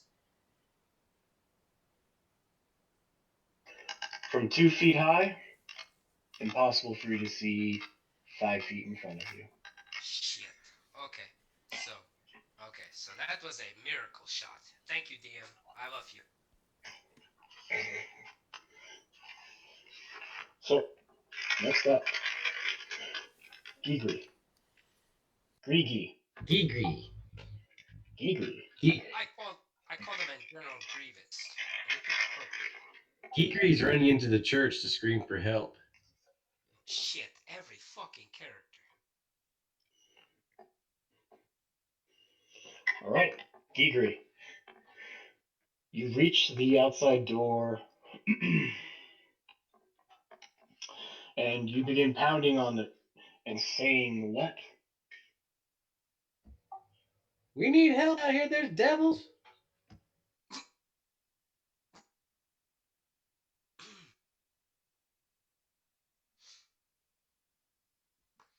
Sorry, I was choking on my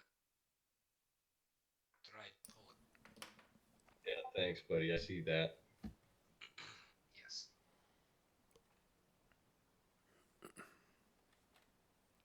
Well, I mean, Sorry, the doors immediately swing open, and inside you see, greeting you, a small green woman.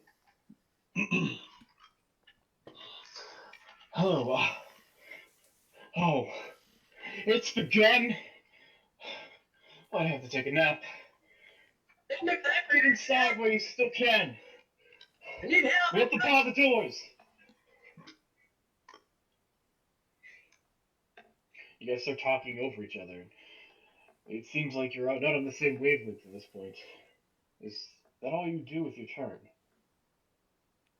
It's foggy out there. We need help. The devils. And I run back outside.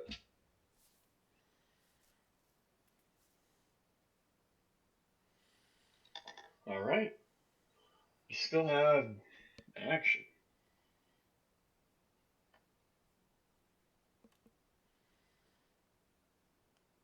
Well, I'm going to try to make it back to my friends. You're gonna dash? Yes.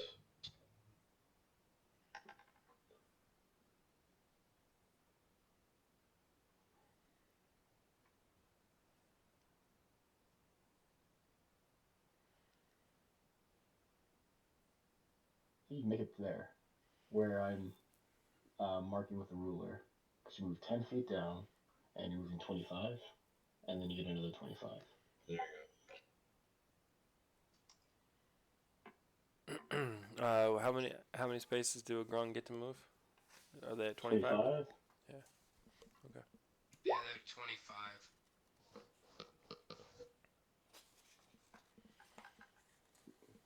go. I think I know where I'm supposed to be.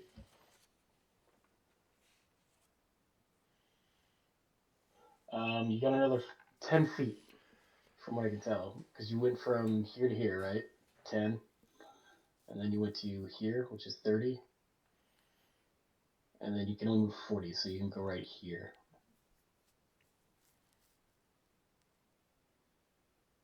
Sounds good. It is now Cordrin's turn. All right.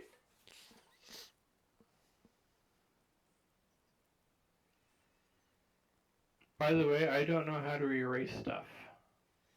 It's not working. Whatever.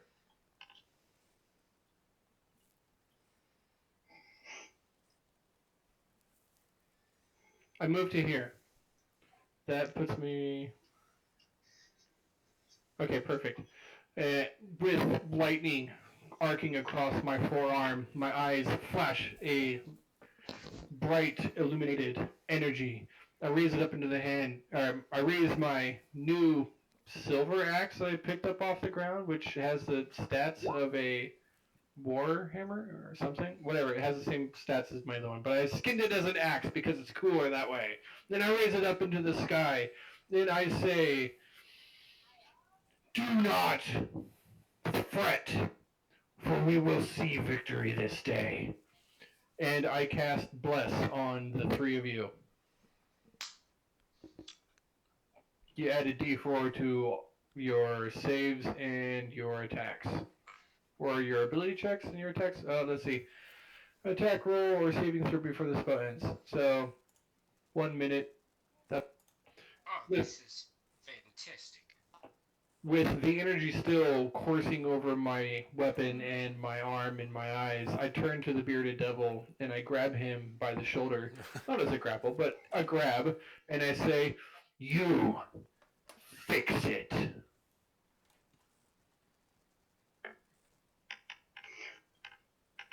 I guess that's a check. What are you trying to do? I want him to fix it.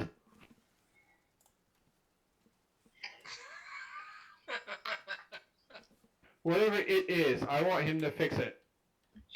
Fix this. I will roll an intelligence save against your persuasion. Because I'm an orc and it's awesome.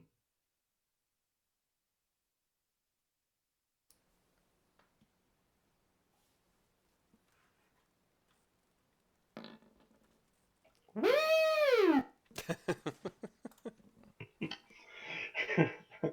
I don't like this green die as much as my other green die. He turns to you You have to say and he 3. says, "Can't you see? I'm already helping, my friend." And he points over at the pile of broken lemures. Everything is contained in the village. This won't spread out to the outside world. No one will ever have to know what happens here. Oh, jeez. I don't think that's what he's talking about, man. Your 6 seconds are up, and it is now the monster's turn.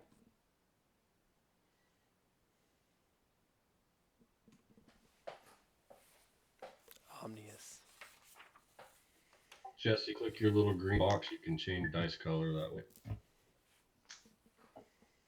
It's not the same. I know.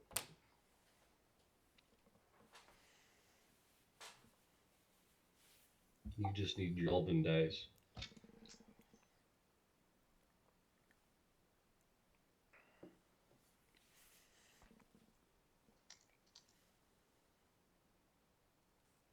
Oh, there's more back there, huh? Snap. Oh, I guess I could have zoomed up. Oh, there's a lot more up there. Surprise! Yeah, basically. Okay.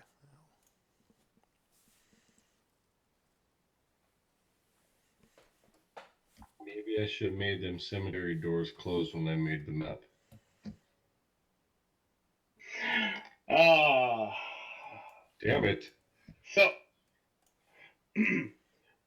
while this is all going on, there are several people running back and forth the street. Orcs, goblins, humans, everybody is roused and running out of their houses. You see over here that something has spilt inside of this house, and it is now caught a flame. Where? Oh, where the red box is? Oh, I see. All right. Shit. Okay. First off, That's fired.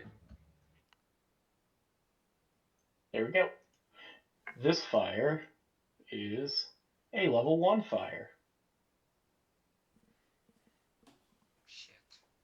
Fire, fire. Remember that. It'll be important later.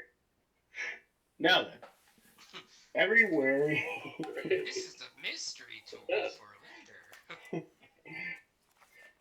There are 4 or 5 people who run up to the mayor's house and they're screaming, "Mayor! Mayor, are you in there? Mayor! Help! Help!" And these 2 creatures over on this side of the map come up behind them and devour the 2 of them.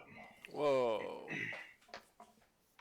One man becomes running out of his house south of you, over here.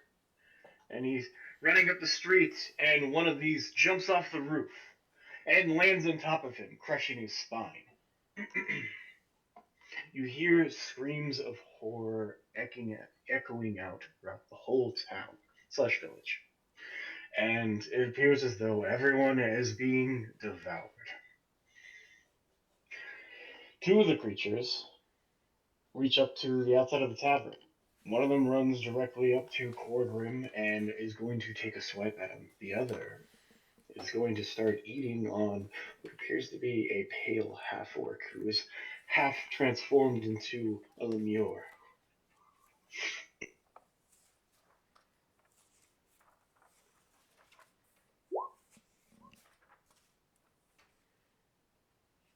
Does an 11 hit Corgrim? No.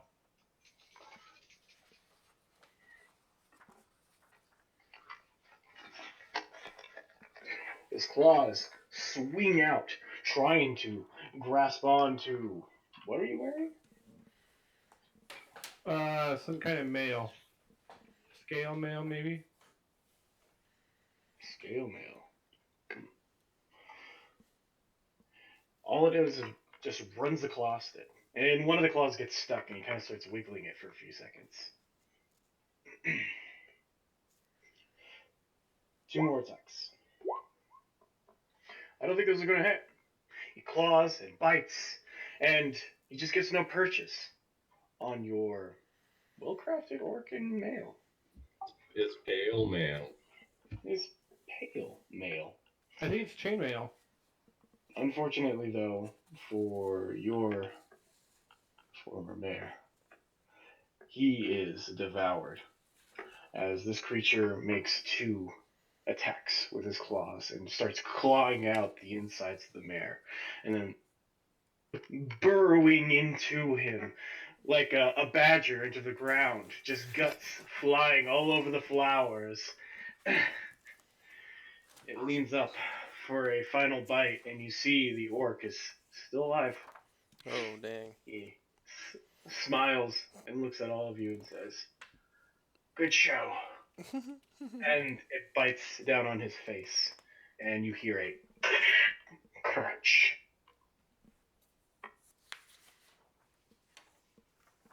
Hey, next up, Hey then. Brackish. I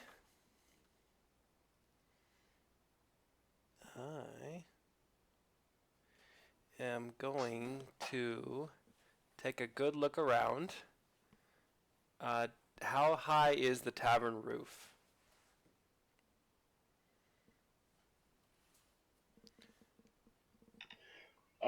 Well, you got a lot of tough customers keep coming in here, and there's a. So I would say it's at least 15 feet high. Okay, is there an easy way to climb up to the roof?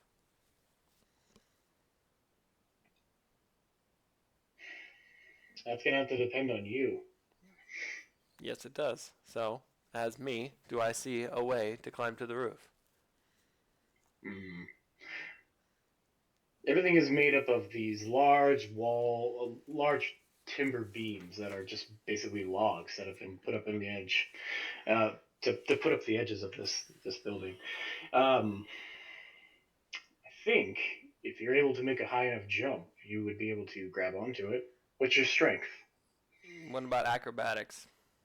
You have at least 10 feet What, to run? to jump. You tell me, man. I don't know your strength score. I got 30 feet of movement. No, I'm not trying to use strength. I'm trying to use acrobatics to climb up the wall, not jump. Well, or tell me how you ninja run. acrobatically run up onto this wall and jump up. Well, I'm assuming that the first floor has a window, so I'd like to run and then like parkour up onto the window and then parkour from the window to the roof. Well, the roof kind of hangs over the side. So, So there's kind of like a however I can porch do on it. the front part of this. I would like to make an acrobatics roll. Is that going to be possible or no? Give me an acrobatics check. Okay. I was trying to say though, with your athletics, you could just jump from the standing jump to a certain amount of height. Yes, but this particular hobgoblin mage doesn't have a strength score. So I'm making an acrobatics check. Is that what or a check? And so Yes. does bless affect checks as well? Yes, No. it does. No, it's not. It's only saves. Attacks and saves. Attacks and saves. Okay. Then I have the d20 plus 4. Oh, Yeah, it's too booyah! late. Nice. Nice roll. Booyah! All right. It's 20.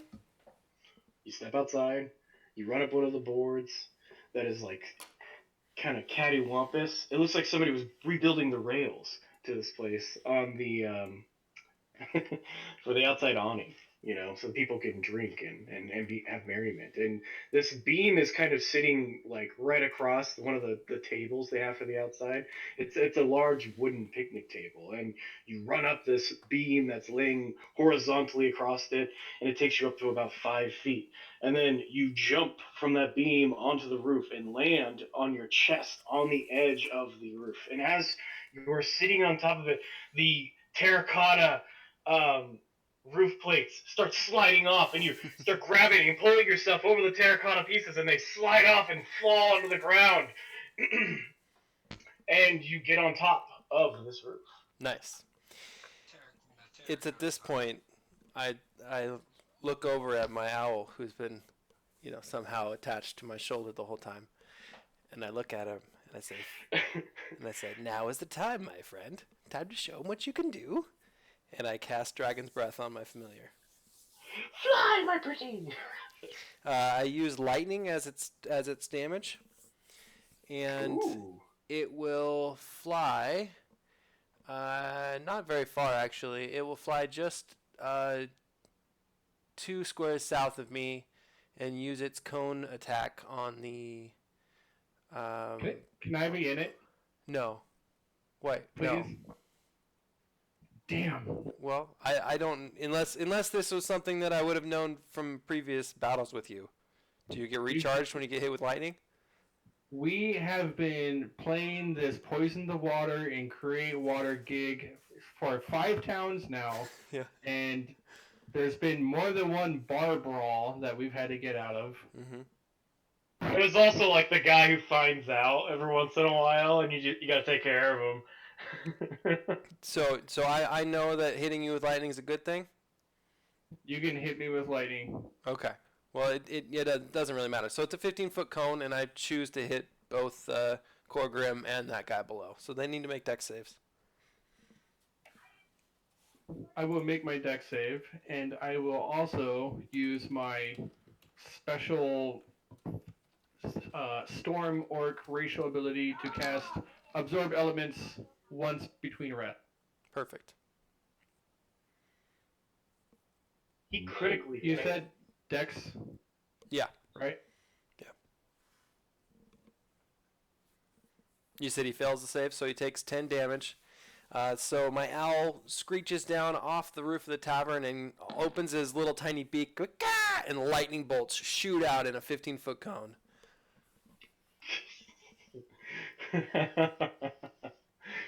Yeah, like the Zapdos raising from the sky. Once that's raising done, to the sky. he flies back to my shoulder. Seeing that guy is dead, I move 5 more feet. That should be close to my end of my turn here, but the one straight south of me is within range, so I'm going to raise up my staff point and fire a firebolt at it. So I can cast a bonus action spell and a cantrip, correct? Yes.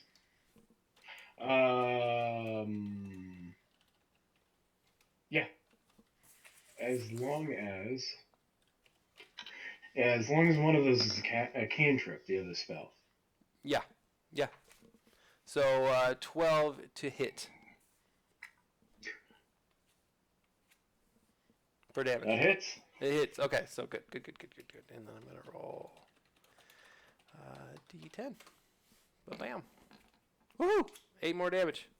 So I basically just boom shoot him with a firebolt out of my cane. All right. Nice. That's my turn. How does that affect him? I was curious about fire damage. I don't know what it's He gonna do is to these things. still standing. Did it go yay or did it go ah? Didn't seem like it did a lot of effect to him. It seemed like their fire washed right over him. Okay, I kind of thought that. All right, that's my turn. I say, it doesn't look like fire does anything to these guys. Ha ha! Calm down. Oh dear.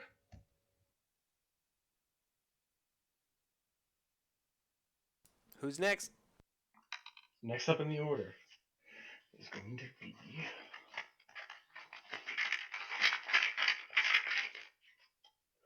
Gigri. Gigri's turn. Gigri. You just saw a bunch of people be devoured around you, and you just saw one of the creatures run up to try to attack one of your friends. And you just saw a owl screech out a lightning bolt, showering it down on top of Corgrim and one of these horrible fiends. Fire is washed over the one that is to the north of Pale. But I don't think you can see any of this. You just kind of hear it, seeing as how you are 1 foot below and completely surrounded in mist. Oh, that's right. So I am still trying to get closer to my friends wherever they're at. Pale! Where are you, Pale? Where are you, Pale? I am here, my friend. I am observing this insane battle and am quite terrified. And I'll roam over here blindly.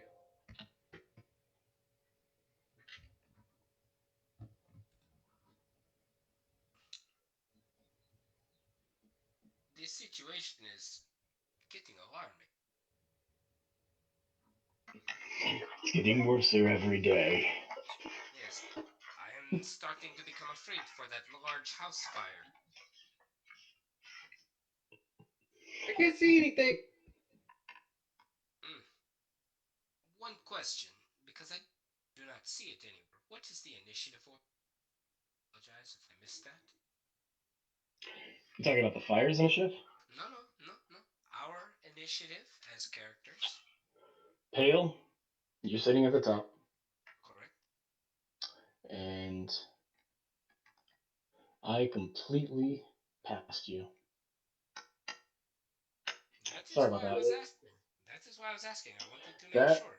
that is my fault. Sorry about that. I have a line that's striped underneath Pale, and it made it look like it was the top of the order. It is fine. I am used to this. I'm used to being overlooked due to the lack of pigmentation in my skin. Yep. Sorry about that. It is fine. No Yeah, need to apologize.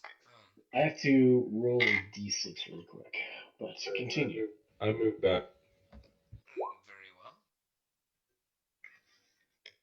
And so it is my turn then? It is your turn. Okay. I say to my friends, all I've ever asked of you is that you follow me into battle as you would your own gods. We are here to help these people because inside each and every one of them is a grung waiting to come out. It is a crazy world. We must keep our heads until this all blows over. And I run away far from here, straight to the well, so that I can get some water to put out the fire.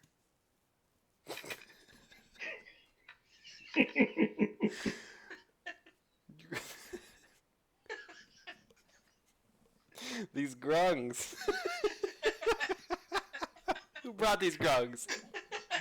You brought All the right. wrong. What are you talking about? I thought they were with you. I thought they Go were ahead. you. God damn it. Go. I'm serious. This fire is I addictive. think they don't want us anymore, Pale. You can just make it with your movement. Damn right. I make it just with grab You a can see in this fog. full of, That's amazing. full of water. And next thing I do, because I am cunning, He sounds so far away. I am 1 second and I will reconnect.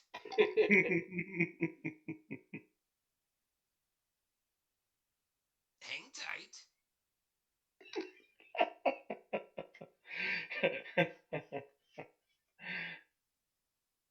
Giggery. Oh, Hello. hello. I am back.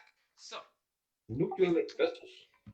with my cunning action and 25 feet of hoppy movement, I will jump over every single one of these bushes, straight through the house. Directly. Send me there.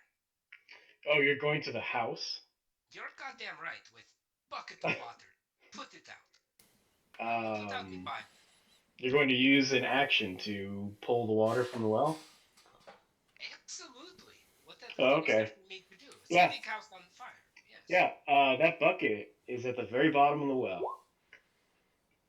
What happened? The mayor cut the bucket from the rope. Because it was poisoned. Jesus Christ, this is the worst fucking mayor on the goddamn planet.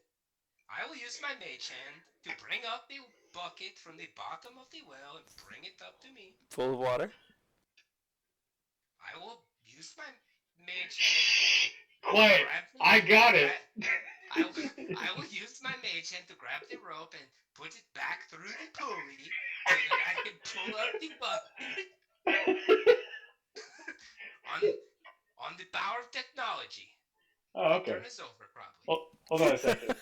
So, you use your mage hand to reach down and grab the rope and start pulling it up. And as it pulls up, there's no bucket attached to it.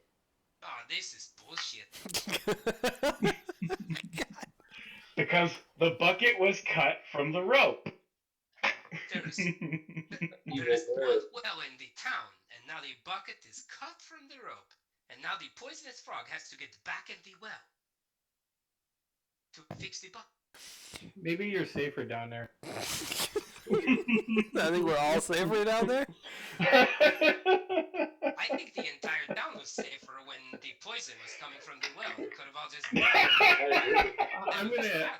I'm gonna end up going over to the well and be like, hey, does that bucket float? And it says, oh, they all float down here. Yeah, exactly. Hey, That creepy little pale-faced frog. Gigri, what do you do now that it's your turn and Pale has completely wasted his? ah, shit, fuck, listen to me. I will not completely waste my turn. I would like to go down to the bottom so that I can mend the rope. Falling is a free action. You're out of movement, though. He said falling is a free action. I would like to freely fall. I'm the DM here. No backseat DMing, and you can't reach down this well. Shit, I am tired. I fall to sleep straight down the well. You can't, seeing as how the well is 1 foot taller than you are, and you would have to climb up. You would use my shortness against me. Fine, move on. Yes, I would. Move on. Gigri, please. I thought he was a bigger person than that. 2 feet tall. As we was. He's feeling froggish. Always. I'm gonna hop. Gigri's gonna hop his way over here. You tell me which well is like 3 feet tall, okay? Tell me. And that little Timmy got stuck down, and Lassie had to save Yeah. his dumb ass. Yeah, the one he had to climb up over and. Little Timmy was not happy with himself. It was not accident. Yeah, I'm gonna take a DM decision here. That's it. Geekry, what do you do? Gigri is running over to his friends I just moved Key 15 green. feet. Can I see that monster? You need to roll me a d4. Geekery, you use that word friend pretty liberally. Geekery. You ass kissing blue girl. 3. I got a 3. Geekery. You start running west. Alright. Because you did not jump out of the fog, and you do not know which direction you are going. Exactly. I was going west. How much farther?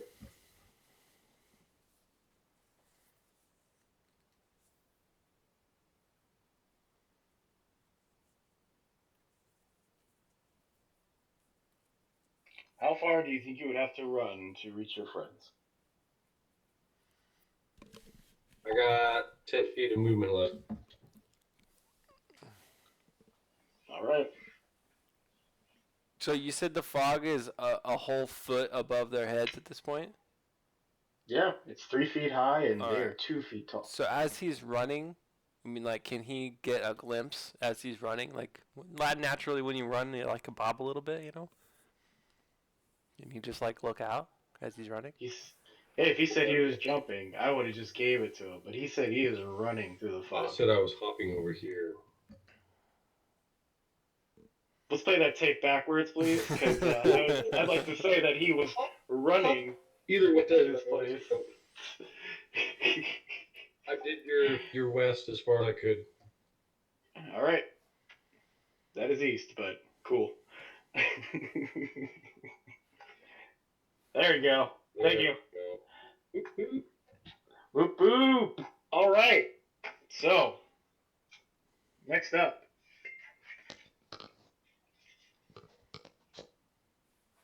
So, I know this is out of game and everything. Cascade Park Medical Center's on fire right now. Oh What? shit. Sorry, that That's horrible. it's terrible. The hospital? Yeah. What? They went up on no plane on my house. It was just the way you said it that made me laugh insensitively. I am very sorry. My wife just came and told me so. And I just heard a ton of sirens go by. Jesus. The world is falling apart around us. Trippy. Okay, so all of a sudden you see a goblin dashing towards you at just above head height of this fog. And you guys all look over and you see this goblin woman is carrying a bunch of flasks of something. I've got it! I've got it! I saw it coming! Beforehand! Oh my god, what is that? We're going to skip the next creature because you can't see this yet. Corgrim, you're up. Goblin woman has a bunch of flasks and she's yelling, "I got it! I got it!" Is it alchemist fire, and do I need to put her down? Give me an intelligence check. With advantage.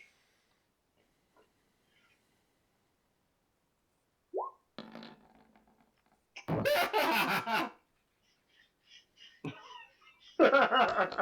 the hell just happened? No, I have no idea. It looks like Alchemist Fire. I wasn't going to attack her anyways. I'm just wondering. That totally looks like Alchemist Fire. If that's what you think it is. Pretty sure I can absorb alchemist fire too. No, At that point, you are. what I'm going to do is that now that I have absorbed the elements of this lightning attack, I am just rippling with lightning power, and I pick up my weapon. Oh, rippling. And I pick up my weapon and I look over at, is the mayor like dead, or is he just morphing, or I think he's dead. I'm gonna go for that dog thing over there. And with the power inside of me. He's definitely not mostly. Oh god. Yes. No, we just got sued. No, I think you can use like 6 seconds. That's good. Yeah, it's fine. All So right. you did a thing. Do you do a thing? What are you doing as you walk over to this sucker? I'm rippling with power, and I attack. Roll me That doesn't have my modifier on it. What is my modifier? My attack modifier is +3, so that's a 12 to hit. 12 will hit. Whoop, whoop. Do you do more than 2 damage? Yeah, I do this much damage plus the 1, and then I unleash all of the lightning energy that I had stored up within me. That much damage on top of it. Wow. Lee. Yeah.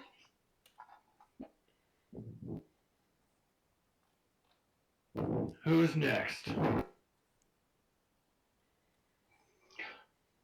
Oh man. Who is next?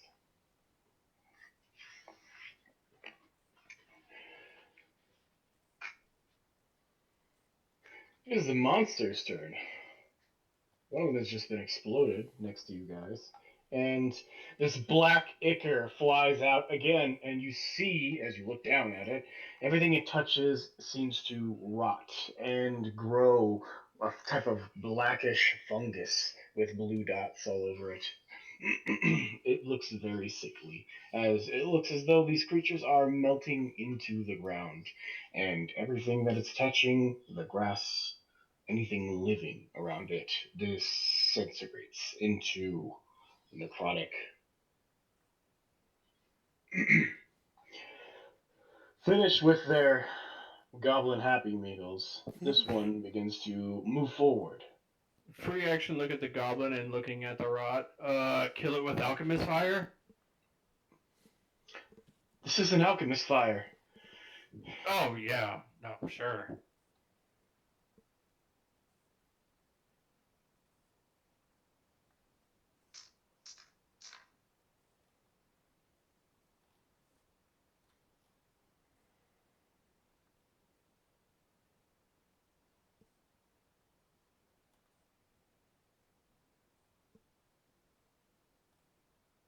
That demon over there is pulsating.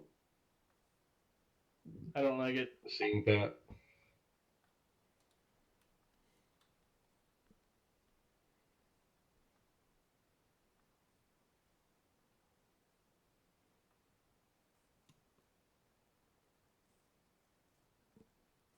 Nobody else? Do we want to Turns and then begins to strike out at the devil. Whoa, what? Hey, what's going on? I heard turns and strikes out at the devil. Yes, I must have missed something because I am confused. Oh, sorry. This creature tried to climb up onto the roof, Yeah. but his strength is only an 11, so he could not jump it. And he hits the side of the roof and tries to claw his way up, but gets no purchase on the terracotta ceiling. Okay, Wiggly. He begins to attack the bearded devil 3 times. Oh, shit. shit. Does this one look Yes. different than the others? It is very difficult for me to puzzle out what is happening. I can't see. I am just concerned about fire burning at the bottom of the well. It's the same way I started this adventure. I will finish it the same way. I am determined. To jump down the well. That is right. I just love how pre-stream you were kind of giving Rick shit about his combat last week. Just. And now I am running very away. It is all right. We have a Jesse. We do not always have a Jesse. My name is Corvum, frog. I am so sorry. previously I had heard you say it was Jeffy Fontaine, so I am sorry. That's an honorary title in my people. Quite an honor it is, too, my friend. I mean, my badass orc slayer friend.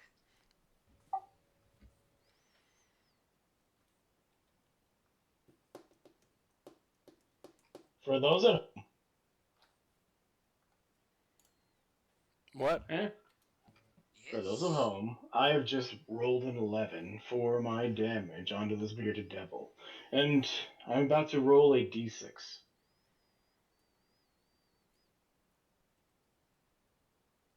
That was one hit, 44. Oh, shit. No, that is not one hit. It's 3 rolls for attacks. Those were d20s. My damage is 15 onto this devil. The bear bit into the devil, or Well, clearly his beard is young and barely grown in, so 15 damage is enough to slay him. The two to the west cannot see our two grung companions because they never jumped forward or up in the air to reveal themselves. yeah. Yeah. So the two of them are going to run up on this goblin priestess. Damn, they got some serious movement. They do. Also, serious. Are dashing. Yes, Ah. Judge.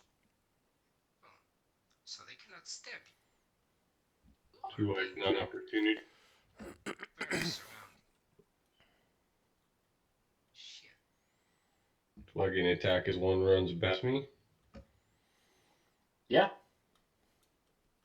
What is That's awesome.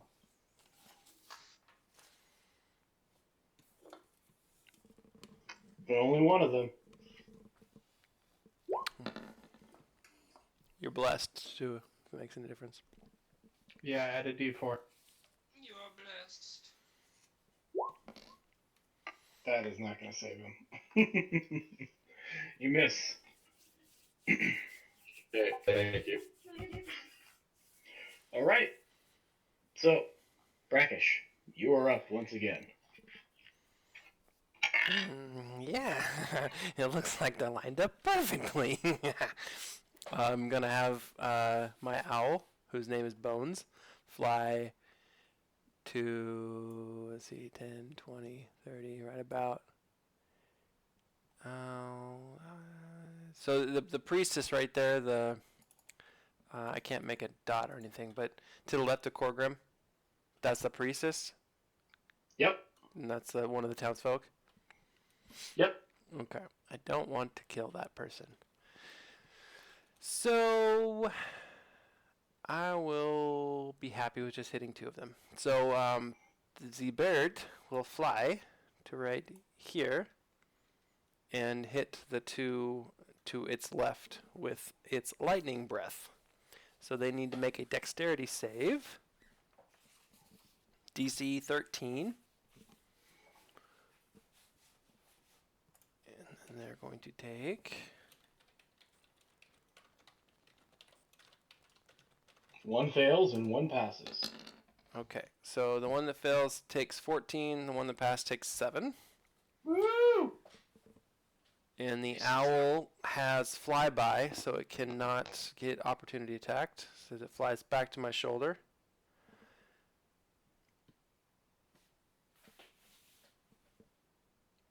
So I'm waiting to hear what kind of damage that did. Sorry about that. It's okay. So the first one died. The second one still standing. Okay. I give it a little pat on its head. I break out a very special compartment where I hold my most valuable gem, which is a 50 gold worth diamond, and I start casting chromatic orb, channeling lightning, and hit the one directly south of me with it. And it needs to make... this is for my action. Chromatic orb, chromatic orb, chromatic orb. Where is it? Oops, I rolled a 2. Okay, so it failed. Why am I having a hard time finding chromatic orb? I'm sorry about this. This spell doesn't exist. It does too. I'll just go to my sheet here. Chromatic orb. Does it in Amara? 3d8 lightning. So I'm going to 3d8? yeah. Oof. Woof. Oof. Kablamo. It takes 20. Okay. Yeah, nice lightning bolt. Yeah. So you just see the gem that I'm holding in my hand as I give it a little twist in my wrist. It grows into a ball of lightning and it slowly, like steamroller, slowly moves into its space and just zaps the shit out of it. Alright. It is thoroughly zapped the shit out of it. Nice. Two more down. I'm catching up with you, Corgrim. You're getting there. That's it. Roll this. So, at the end of your turn, a peculiar thing begins to happen, and you are pretty much able to see this best of all from your vantage point on this roof. Mm-hmm. The ground is splitting in half. Oh, goodness. Yes. Just between the two grungs, you hear a fissure start to in cracking earth, and everything shakes and moves 10 feet to the side. Everybody just moved 10 feet, so roll me dexterity checks. Oh, damn. Saves? Saves.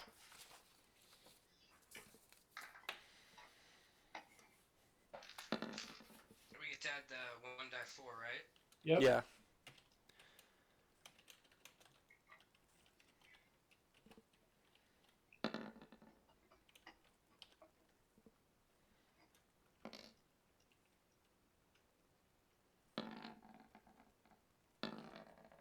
That one is prone. Boom, baby. Another nat 20. Jesus. Oh, are you freaking kidding me, man?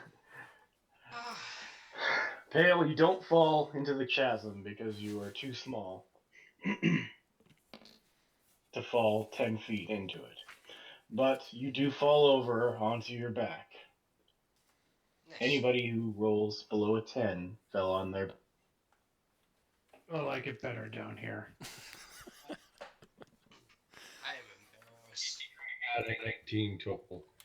Everybody do the flop. Goblin, get to the other side of me. I'll lie down so you can make. Yeah, you know what? The goblin does make it.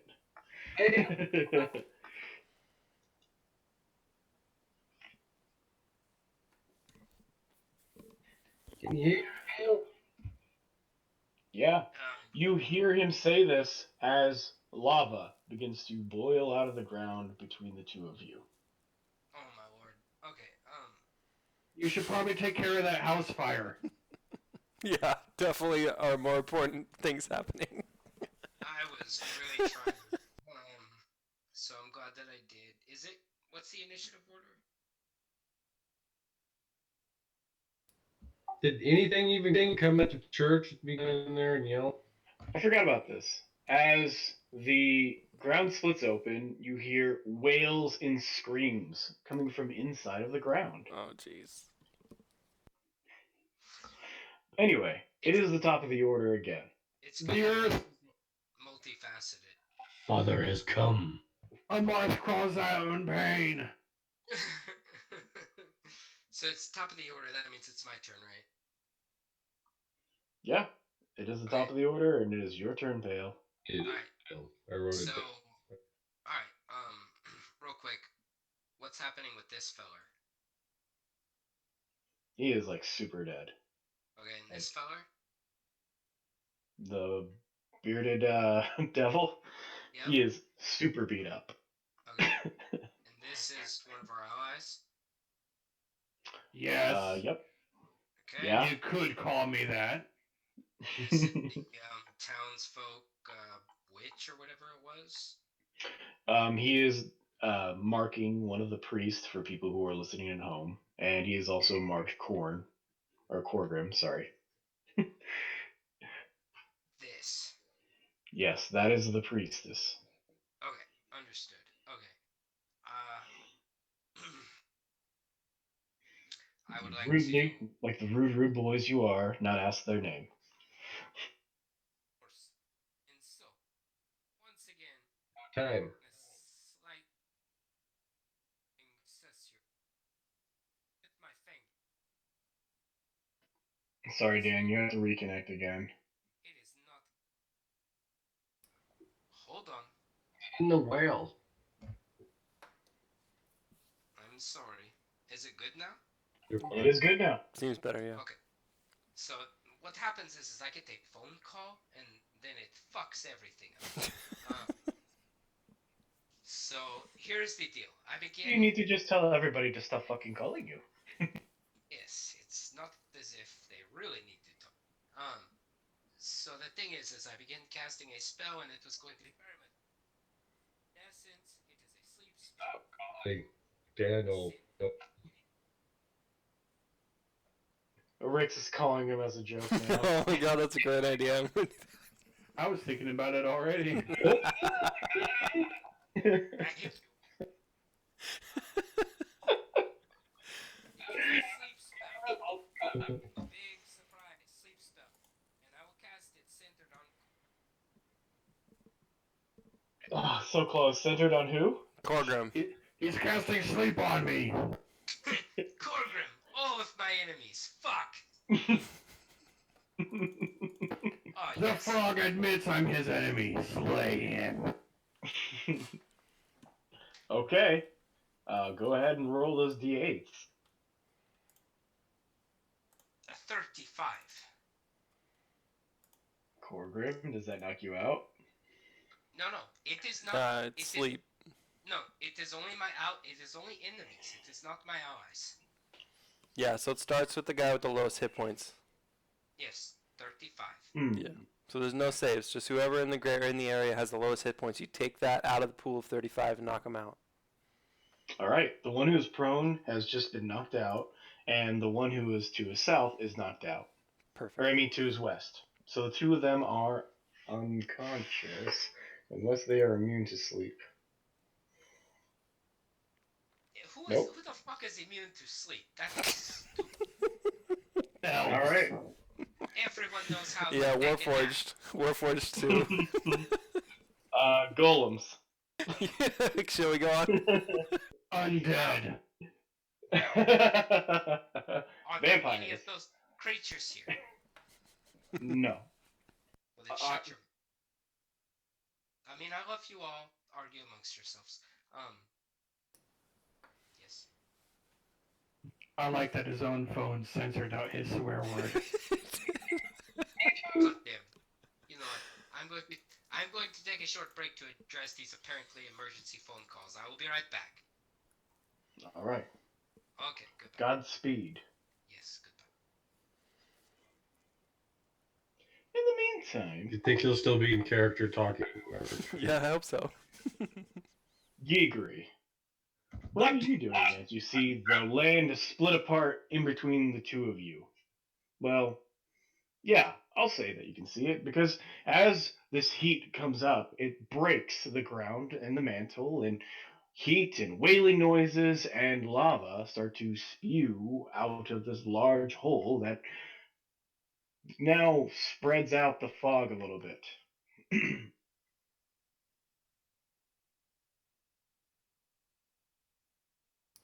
And then I'm gonna run away from it towards wherever I hear there's a commotion, which should be like really people grass clothes.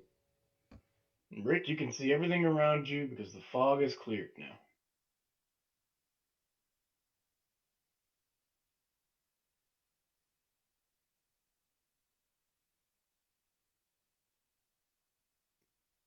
Dead air. and I'm moving 5 feet forward and I'm gonna attack this guy. You have advantage because he is unconscious.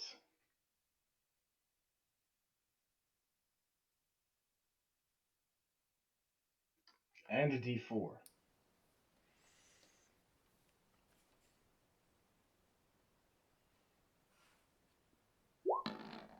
Whoop. Whoop. That is going to hit.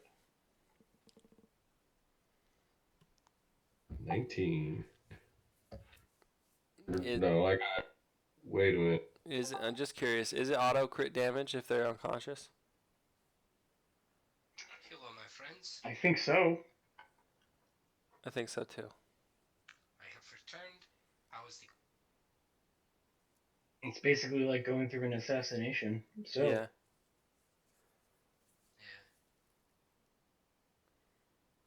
So double your dice, my friend, for damage. Can you all hear me? Yes, we can hear you. I- yes. Sorry, Dan. Great. No, Oh no, god, I it's- don't want it to. Shit. I, 4 points of damage. I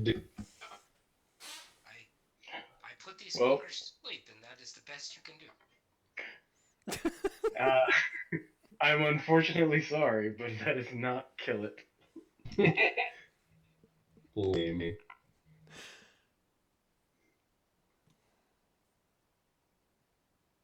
That's it for my run.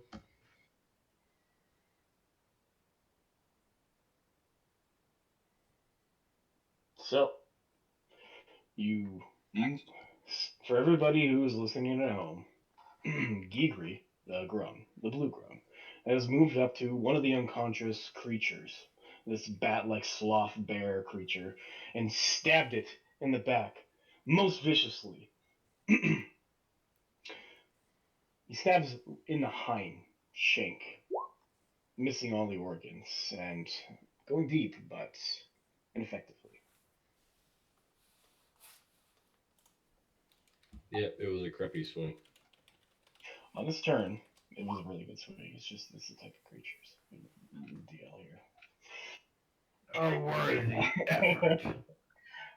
The priestess, right beside you, Gigri, picks up one of the flasks that are inside of his hand, her hand, and smashes it onto the same creature. I believe it is awake now, seeing as how it's taking damage, correct? Correct. Yes. Okay. Yep. So, I will roll an attack.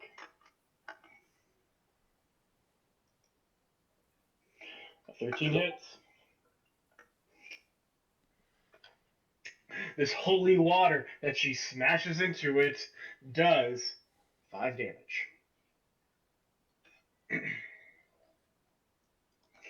The creature begins to dissolve, and this time it doesn't turn into this black ichor, and there are no spores that sprout up from beneath it. And it is defeated. Yeah. You see, all you have to do is kill it with religion. Good job. Brackish takes a look at all the dead bodies beneath him. Yeah. Okay. It's too bad that none of us are particularly religious.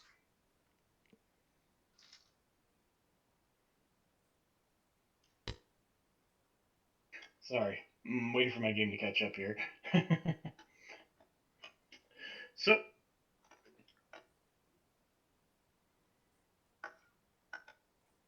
And so,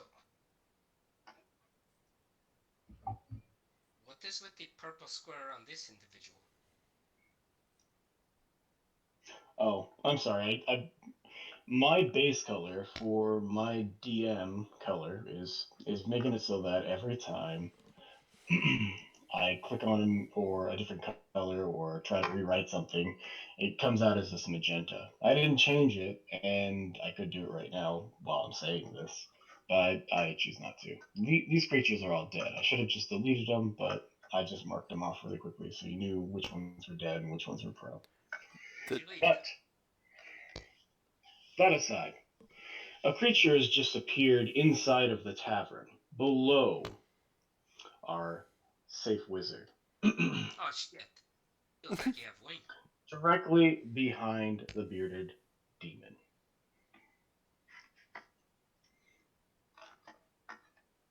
Who sees it? I am not in there at all. I see it. Oh, oh, that was such shit. Is Such that shit. like an attack roll or what? Yeah, that was an attack roll. Just give me a second here, okay? Okay. Gosh. To Gosh. recover from your embarrassment? Perhaps you That would is like an the 8. hobgoblin ability of saving face, no? Shh. Alright. This just hits the bearded devil. There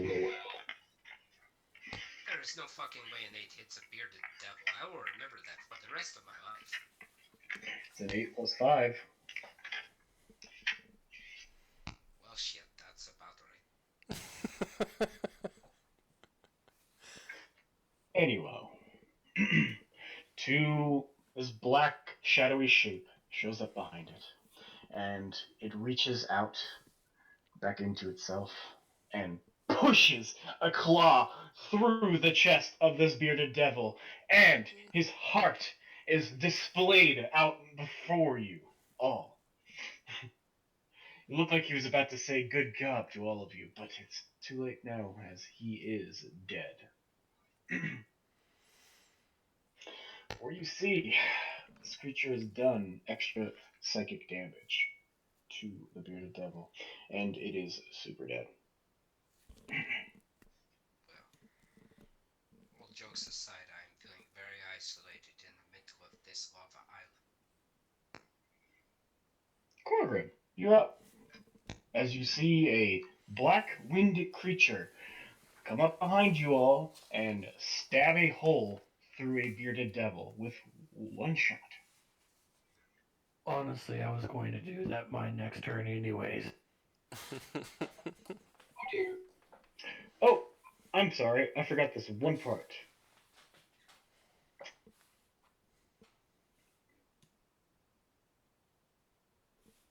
Go on. At the end of its turn, this demon can go through creatures, objects, if they want, as difficult terrain, and nope, doesn't do it as a bonus action. So we're good. It is your turn. I stand up. I look to the goblin.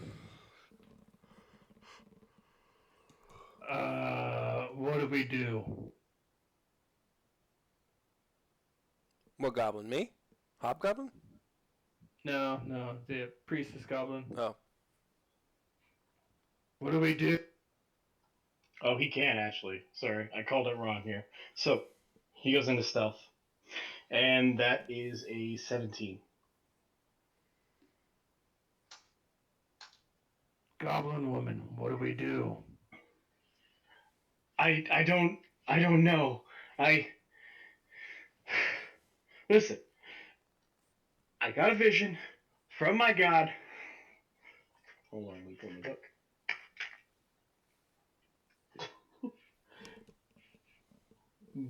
The Kaaba, the Kaaba. I'm sorry. This is your guys' god from Amarth.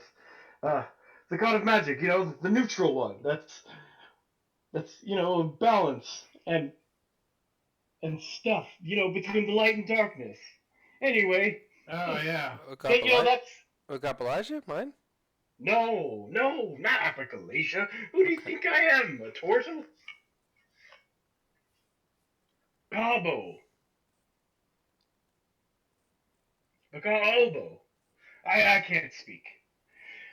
Anyway, Oh, I had a vision. Something terrible was going to happen. And I prepared gallons of holy water over the weeks.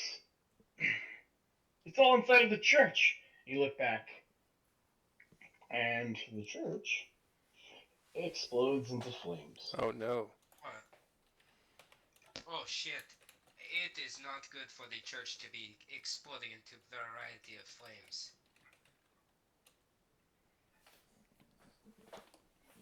Ah, shoot. I put that over there.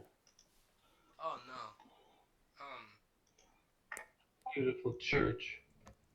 My friends, it appears as if I have suddenly found myself in a very precarious position indeed.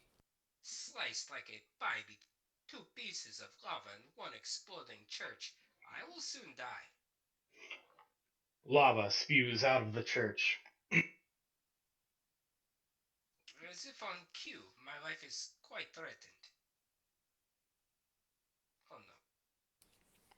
Problems. Gorgrim, you were saying. Hmm.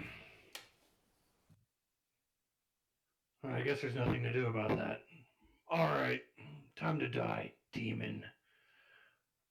With power at my fingertips, again, lightning courses up, but this time I sort of sequester my weapon, and it just coils into a ball in my hand, and I crunch it shut, and for just a second, there's absolute silence until I look out into the direction of where that demon was, and I snap, and a thunderous explosion as I cast Shatter inside that area, 10-foot radius, in the general area of whatever that demon is hiding. I don't care. You're 10 feet up. I mean, 15 feet up is what I was trying to. 15 feet up, what now?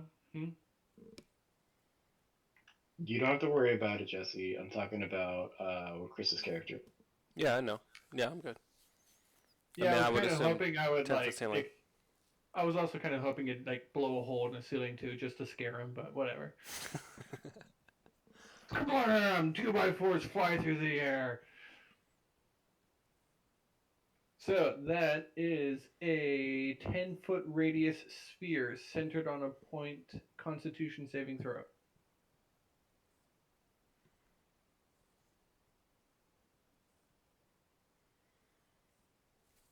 I don't think he's going to pass that. Ooh, good Oh roll. shit. Why did it roll twice? That is a magnificent roll. Yeah, 776. Nice. Nice. 20. All right. A clean 20. That is so nice. What type of damage is this? That is thunder damage. All This right. is Thunder. This creature takes 10 damage. Son of a. This is Did funky it? damage. It Directly beat to your 13. skull.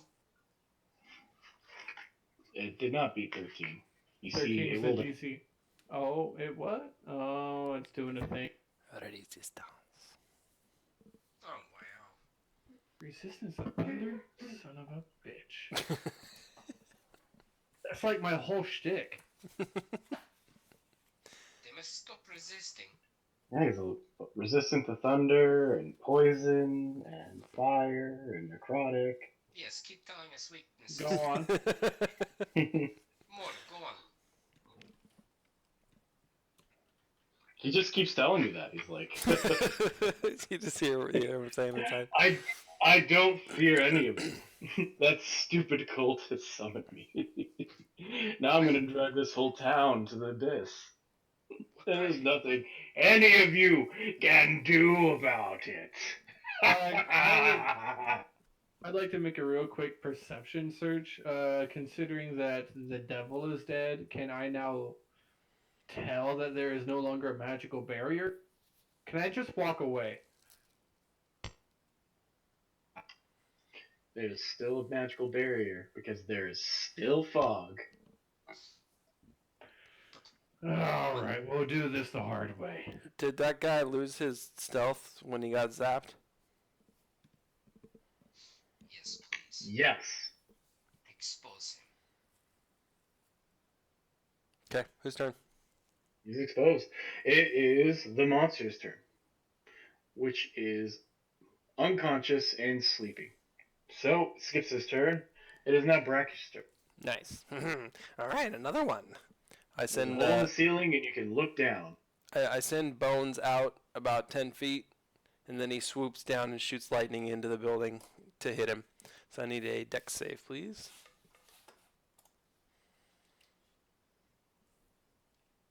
You are not hitting the sleeping person. No, I'm hitting the He fails.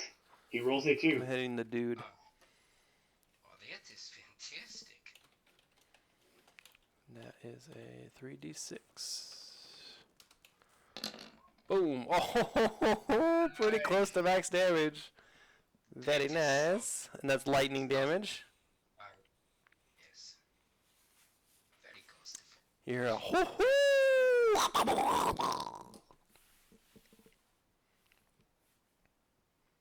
hoo! Is that spot that he's at accurate?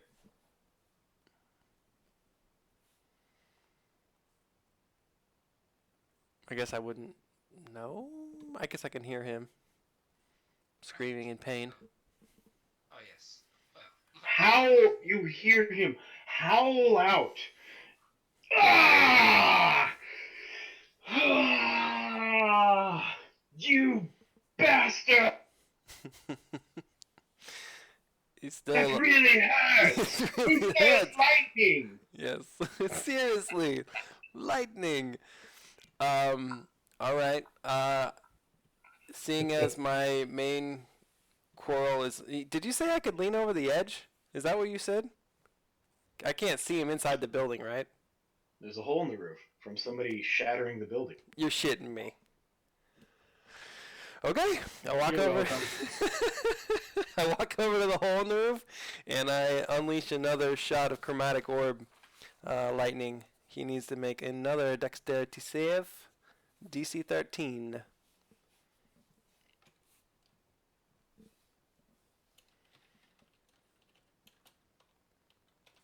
Oh!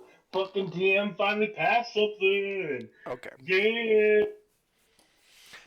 nice work. Good save there.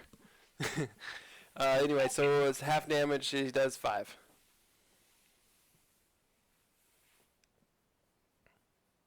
Ah! Again! Again with the lightning! Oh gosh! You're gonna die. And I run over to the corner of the building away from him. I will kill! Oh! Nice. Okay, it is the fire's turn.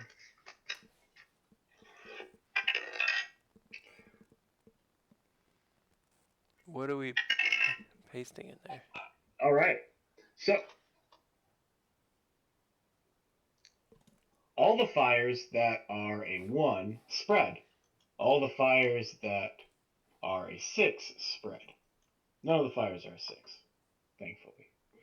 But all the fires that are a 1 move 1 square adjacent.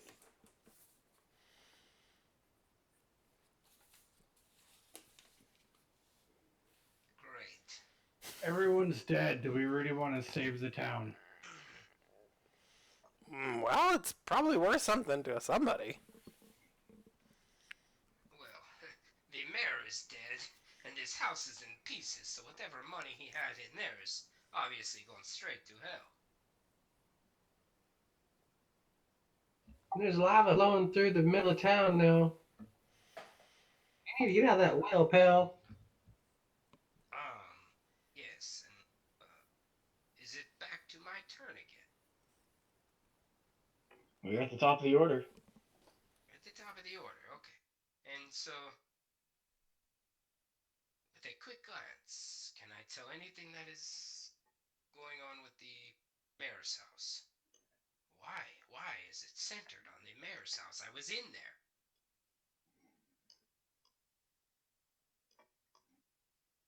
From what you know, you have no fucking clue. Okay.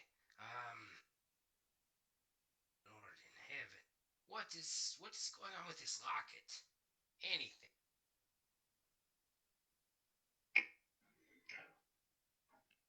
It just so happens that the locket that was sealed is open as you remove it from your pocket. I'm On the going to take a inside, look inside. you see a orc. It's the mayor. Back when he had 2 eyes. And on the other side, Mhm. a lovely orc woman. There's an engraving that says, "I'll be with you always, my love."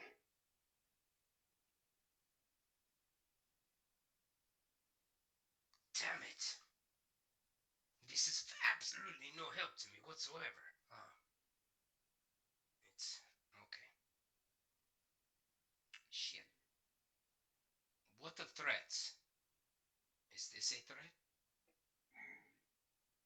I believe the lava around you is a threat, and it is beginning to close. Do not tell me what around me is a threat.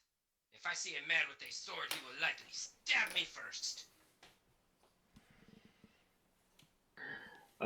Currently, Pale is completely surrounded by lava and a giant flying V.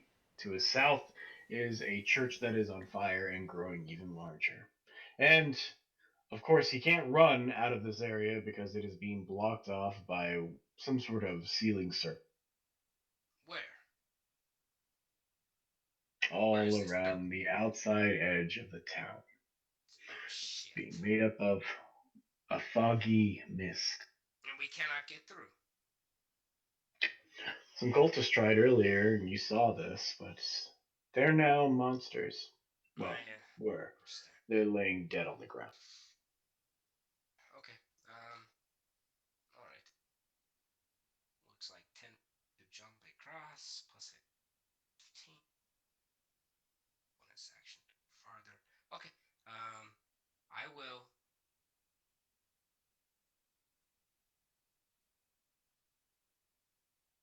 That is my leap. Right there. You can leap 25 feet? Absolutely. I am a frogman. Do not doubt. And then, as my bonus action,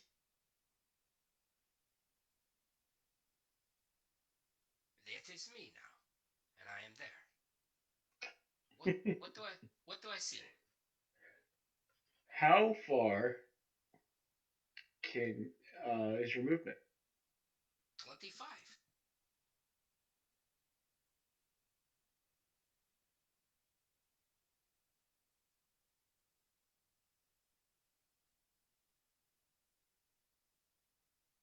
So naturally I have 5 feet of movement left with which to threaten my foe. Please deliver to me an explanation of what I see.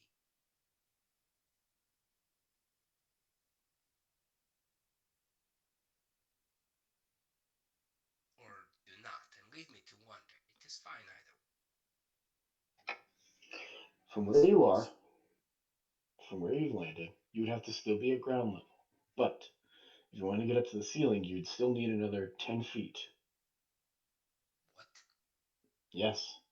For you see, the ceiling is 15 feet up. This is a complex circumstance that I have found myself in. Fuck. I will wait till the next turn. Cannot see any. All right. Gigri, you're up. Okay, Gigri is going to run towards the tap. The fog is cleared out of your way. You can run toward the tavern, and there is no creatures that will have opportunities of.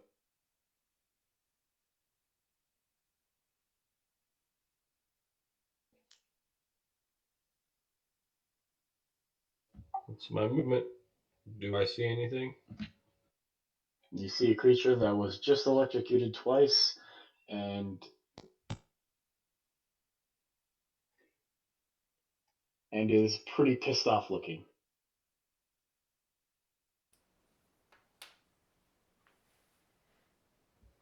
Okay.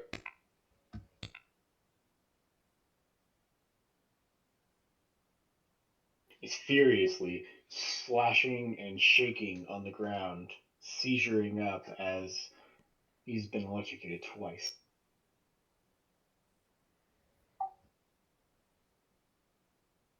Am I able to throw my spear at it? I don't know. Try. All right.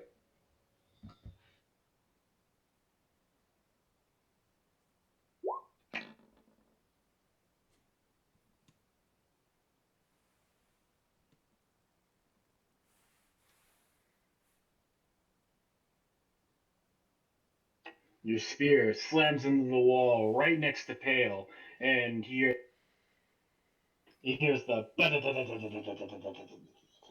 dear. as it stabs into the wall next to his head. Oh dear.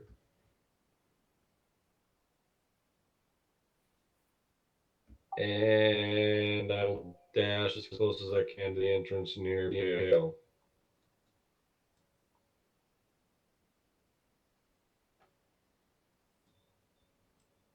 There.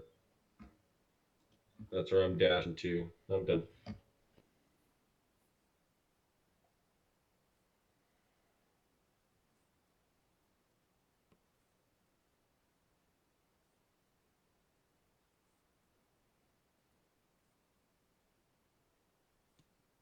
Sorry, I don't believe you had that much movement before you were a fighter, correct? I did. I was just on the other side of the little scribbly blue lines. I moved 25 feet, and then so I did the dash net to Pale. That gave me 15 feet. I could go past him, could I? Into the tavern? Fighters can't use their bonus action to dash. Alright, never mind. Sorry. That's not what I mean. Like, what I mean is that you use your action and your bonus action to do this, right? So I'm pretty sure you can't use your flat bonus action to dash, can you? Yeah, you're right. Yeah, go for Am I correct? I'm pretty sure only rogues can do that, right? it. I'm done. I'll go. Okay. Is the priest's turn?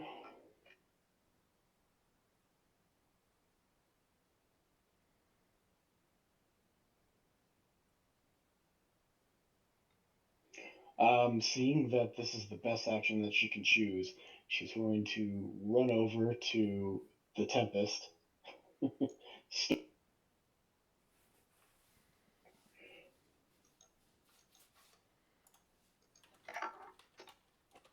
She's going to coat your blade with holy water. Woo! I don't know what else this will do, but this is my only action. Please don't die. You are our only chance at this point. I do not want to see our whole town carried into the abyss along with us.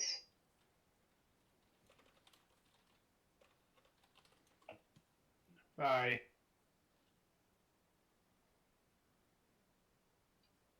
Okay, so it is the boss's turn, and they are going to attack the closest creature to them.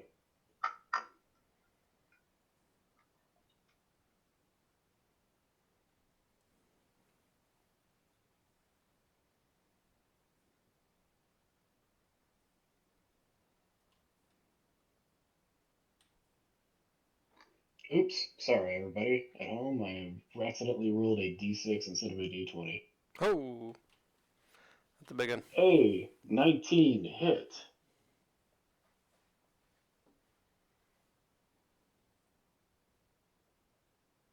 Nice.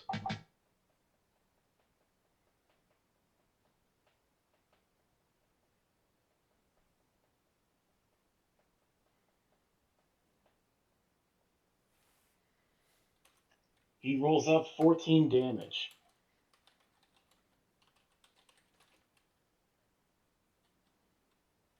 Onto Pale.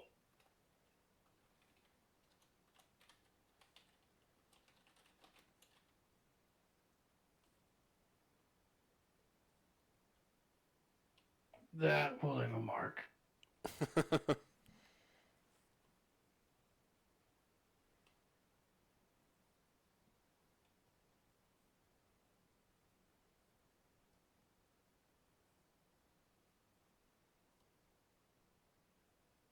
What's it look like? Sorry, I keep forgetting to press the talk button. His claws rake out onto Pale. And as these claws touch Pale, it's not the scratches or the physical pain. His mind feels it. A psychic scream echoes out inside of his brain, and he is left gripping the sides of his head. Oh shit. Oh dear. As the creature's bonus action, it will try to stealth.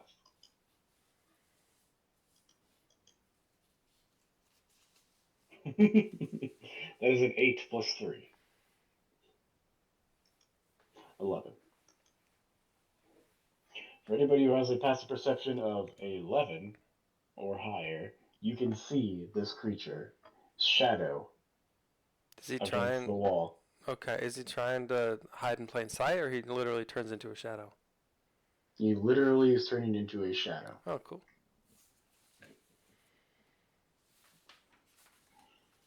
It's almost as if he slips into the shadows of the bar, and he's going to move across the room and try to get behind the bar top.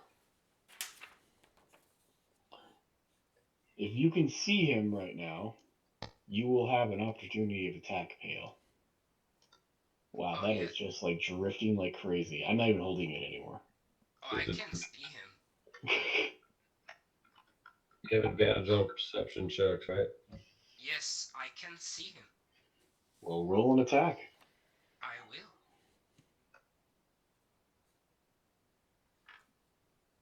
Okay, I will. Sorry, hang up. Chat.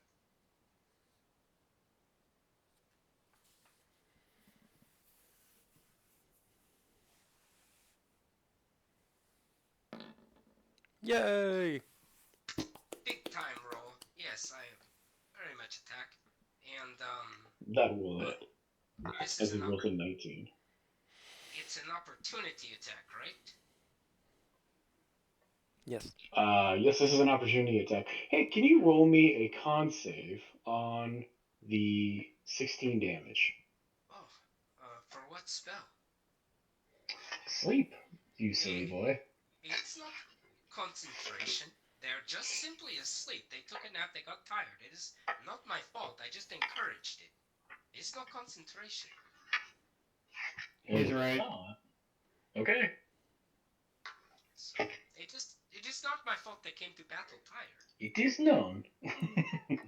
Yes. Oh shit. That is a good damage roll. 14 damage. Woohoo! 14 damage. Yes. All right. What do you use when you do this damage? I pull out this blade. It is pretty long, very much like a rapier, except it is cobbled together with sticks, sinew, twine, sharpened areas of bone and stones. You know, very dangerous things for a person to have. And I stab this other individual with it because he is a piece of crap towards me, and I stabbed him. Very You useful. stabbed. I stab you. I stab you so good. You don't want it. It hurt. You don't want it, and I stab you very good. All right. Fantastic weapon. Oh, well, it is a attack of opportunity, so I don't do anything else. You don't move 30 feet. I wish I had Warcaster, because I would have booming blade to him. All right. He's going to move behind the bar and try to hide. I would too if Breaking I were. line of sight from all of you. All right. Next up, we have Corgrim. Ah! There's only one thing. No, two things. Doesn't matter. Grog, watch that. I will be watching. It will be I fantastic. grab my water skin at the side of my hip, bring it up, unpop it, take a big swig, and then I pour some out. Let it rain. And I cast Create Water in a 30-foot cube on top of the house fire. Which one? Mark it for me. It's blue. I only see one house fire. The church is on fire, and so is the house. Oh, I'm not religious. A lot of fires around here. There's actually lava poking out of the ground. With any of the spray? I can't put lava out with rain. It puts out open fire. It doesn't say anything about lava. So Where do you I'm place it? right there. I'm gonna save half of that house. The other half, I'm sure, fell into a hole.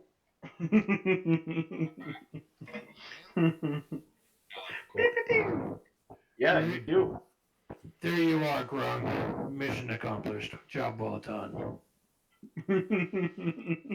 you see, you see, jaw agape, the goblin standing next to you, as she says, "You're supposed to be saving my fucking town, and you're making fire. Oh God!" I put the fire out, didn't I? I'm saving the town. Here, use this weapon. Calm That's that 6 seconds. creature. You're up. It is certainly up for debate, I suppose. All right. Since that monster is still knocked out, it is Brackish's. Hey, Pale, where did he go? I'm assuming you saw him run behind the bar. Pale? Pale? Yeah, what? I am in.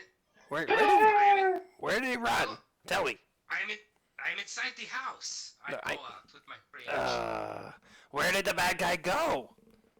Oh, I did not see the bad guy. He took off very quickly, flew away. It's dangerous. Look out. I'm going to run to the hole in the roof, which is here, and I'm going to say my passive perception is He's Third- broken line of sight. yeah. So, do I see him with a passive perception 11? Is my question. I think so, seeing as how he rolled an 11 for his stealth, right? Yeah. Unless yeah. No, he rolled it 8. Yeah, an 11. So yeah, Okay. you see Okay. that there's something behind the table, behind the bar top. Okay. So I A bottle do. starts rattling, and it kind of falls off the edge. All right. But is he under cover? Is he in cover?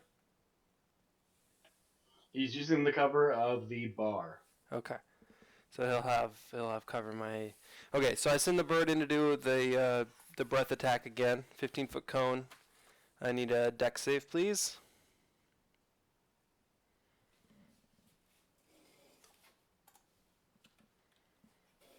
It's not my night. Woot, woot, woot. Good to 10 damage. You said he failed. Yeah, Nice. the demon, the shadow devil, not shadow devil, shadow demon, takes the full damage as he rolls a 4. Nice. All right. So I hear him screaming, and does he vibrate himself out of cover so I can shoot him? It's okay if the answer is no. No, he Okay. does not vibrate out of cover, but he is hit by lightning. Yeah, with the AoE attack. Okay, well, I try. So I was wrong last turn. Chromatic Orb is a spell attack. So I'm going to do it right this turn. So I am rolling a spell attack to hit him. Now, right. this is going to be a little confusing, so let me just roll through this. So let's start with the d20 roll. Oh, fuck. Well, that made things a lot easier. I am not going to hit him, so I miss. You blow up the backlight mirror for all the liquor that's sitting on the counter, and every bit of all the liquor that is up there explodes out. Oh, I should have used fire. You hear a screaming man on the other side saying, "Oh God, lightning and now beer and fucking my bar, my fucking bar!" And I, at this point, just scream, "He's in behind the bar! Go get him!" And I'll move back away from the hole, out of sight. That's my turn. On the end of your turn, you see the goblin bartender from earlier crawl out over the bar top, glass shattered all over the inside of like his arms and legs and all over his face. He has cuts and scratches, and burn singe marks from someone lighting him up with lightning. What cruel fate. And we are on the fire's turn. You extinguish the one to yourself, Corgrim, but all the rest of the fires will have a chance to spread. And they don't, because I rolled a 1 and all the fires are at a 2 now. Top of the order, Pale. Oh, I forgot. Everybody, roll a dex save as the whole land once again rotates 10 feet. What was once north is now south. The whole plate that you were on just jumped up in the air and rotated.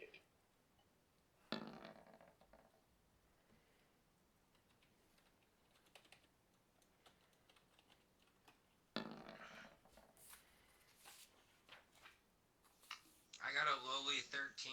I don't like it. Oh, Whoa, Jesus. somebody got a 1. Yeah, I'm not gonna be able to stop that. There's. What about saving face? Yeah, no. No. I can't get it high enough. Wait, are we still blessed? Yeah, I still can't get it high enough. Yes. I need to roll my bless though. Well, yeah, I guess I'll just roll the bless just for fun. I got a Pale, you barely passed. Yeah, 15 with the bless. 5. Yeah, no, I can't get up there. Yeah, so I fail and I'm on the roof. What happens? Oh boy. You fall the 15 feet. Nice. A critical fail, you are not going to be able to make a reaction to save. Right. Roll me 3d6. Okay.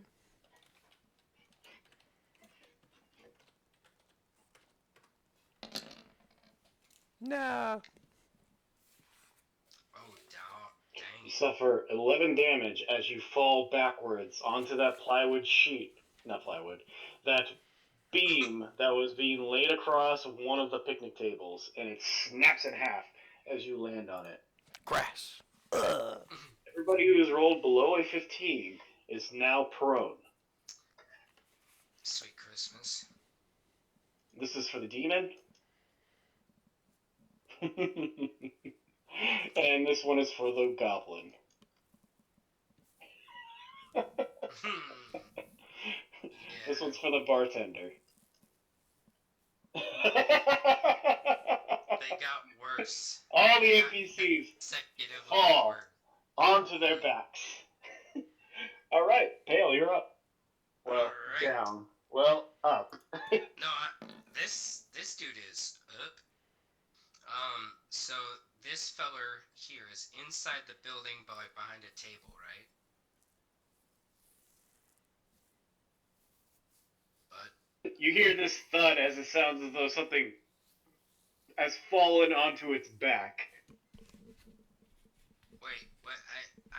I'm sorry, man. You cut out for me. What'd you say? Something fell onto its back? You hear a thud as if something has fallen down onto the ground. And it's sitting in a bunch of glass, so roll me a d4. Okay. Give me 1 sec here. Do that.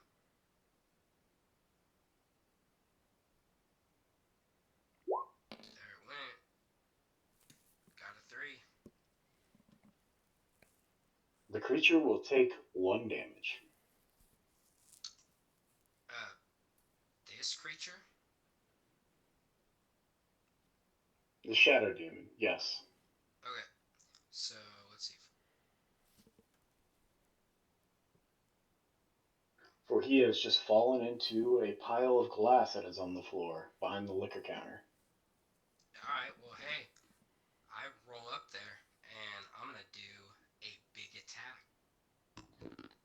Your advantage because it is on its back. Alright. Go.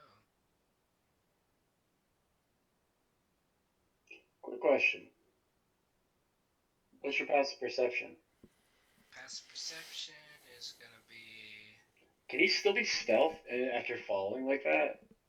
14. Nah, there's no way. You see him no matter what. Here we go. It's 17. I didn't do that. I didn't do the roll right, but I got know. a I 12. can see it. Yeah. Yeah, All right. 17 didn't do attack. That will hit.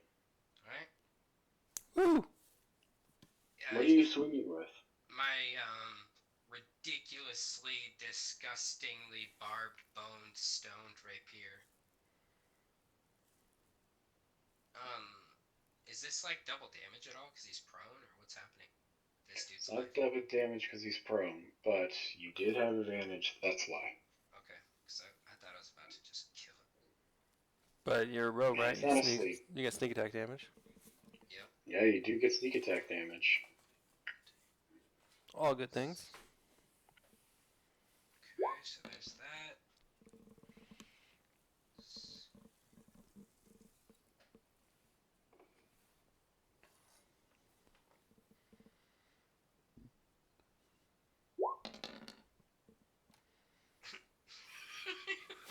Nice. 10. Well, Okay. a would-be 10 is actually 5. Alright.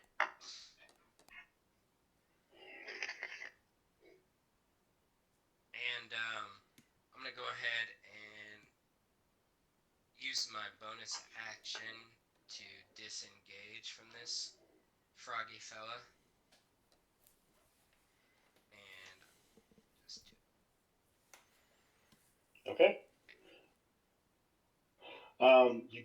You stab him with your bony rapier right into his what would be his soulplex, but he doesn't have one because he's a shadowy creature. He is super beat up at this point and looking quite bloodied, and coughs out as he lays on the ground, and then you disengage and run to a different part of the room. I messed up. Gigri, you're up. What did you mess up on, Dan?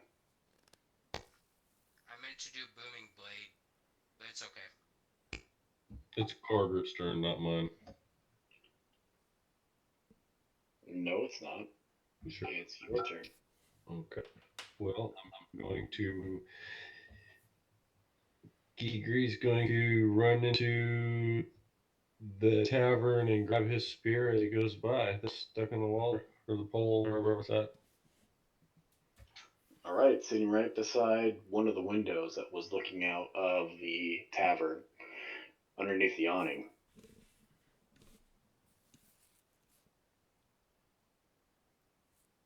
Right next to the front door. You are now inside of the place. 25 movement. All right. Dash towards it, but I can't really attack it. Can I? No, dash. You could dash then action surge. Do you have any of your... yeah, you could action surge. Plus, you also have all your superior movements or superiority dice. As a battlemaster, right? Yeah, but those are all just close and stuff.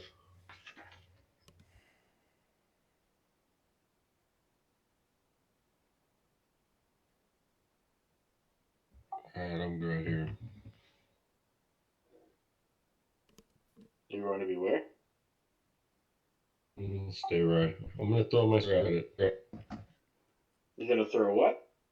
Can I throw my spear at it? It is laying prone behind a bar top, so you would hit the wall, but you would not be able to.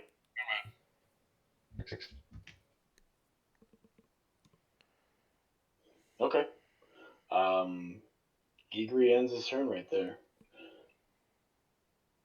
The creature that is behind the bar top is going to use half its movement to sit up, and it is going to lash out at the creature that has just attacked it.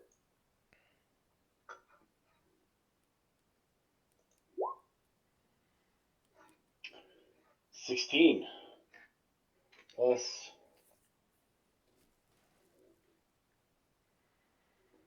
5. Does that hit? 11. 21. That's a hit. Wait, hold up. 21, you say? Yeah. I will use my reaction and burn my last spell slot to cast shield and avoid that. Nice. His claws come down, and just before they're able to sink into you, they're stopped by some sort of force of shield. And the claws break through the shield, and they reach just close to hitting your face, and then he pulls back and goes, "Ah, fuck! Fuck!" Yeah, exactly. My mage hand just like pops up real quick and just does this slow like fishing reel flip him off. You know what I'm saying? How could this happen? How could things go so wrong for Wayne Newton Pearls, the great demon lord? Wayne Newton Pearls. Oh, that's right, you son of a bee sting. All right, next up, Gorgrim.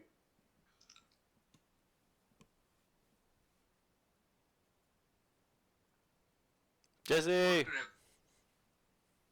We have lost him. Yes. Yes, fallen asleep. He possibly did fall asleep. I have likely cast sleep on him as well. It is fine.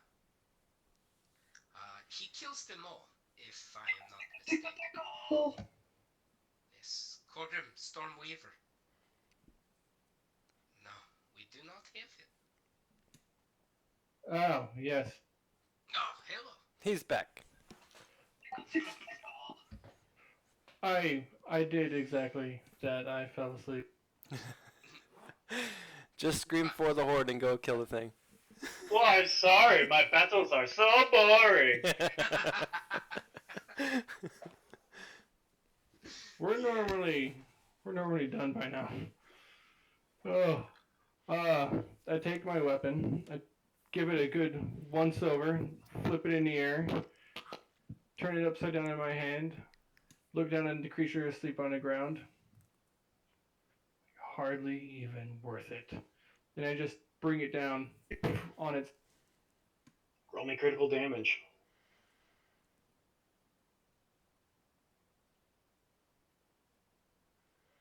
I wouldn't even bother. How does it die? Yes.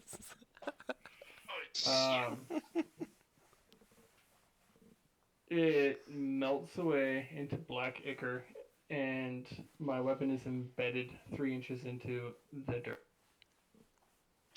As your weapon goes into it, your weapon takes on this black ichor.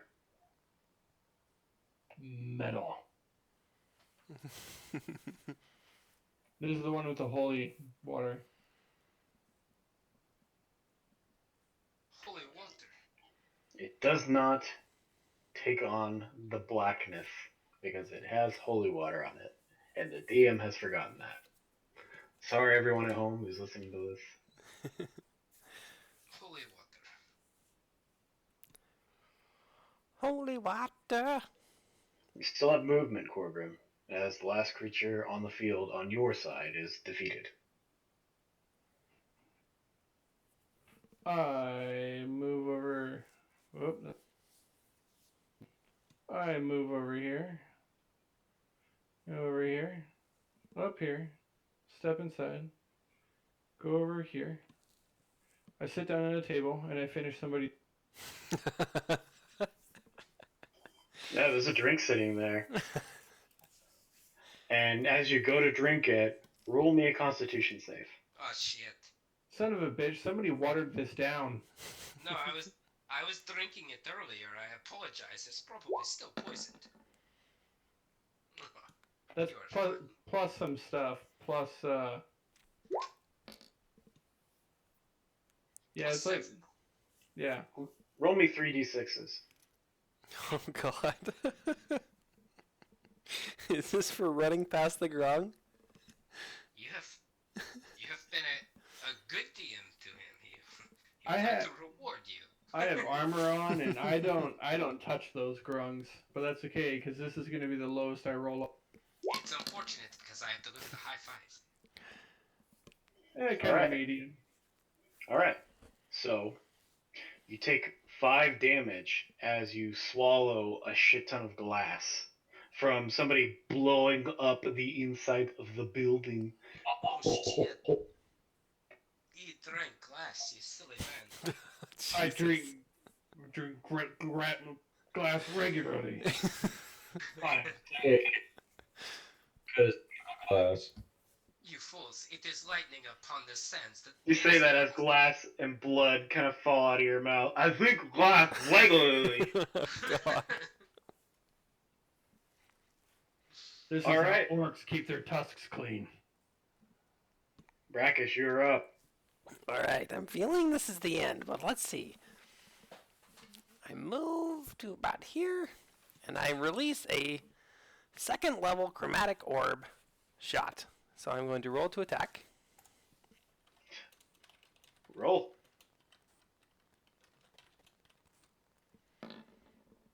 Of course. All right, well, maybe I can bring it up. Okay, so it says 4 plus 5, so I'm at 9. Then I'm going to roll that bless.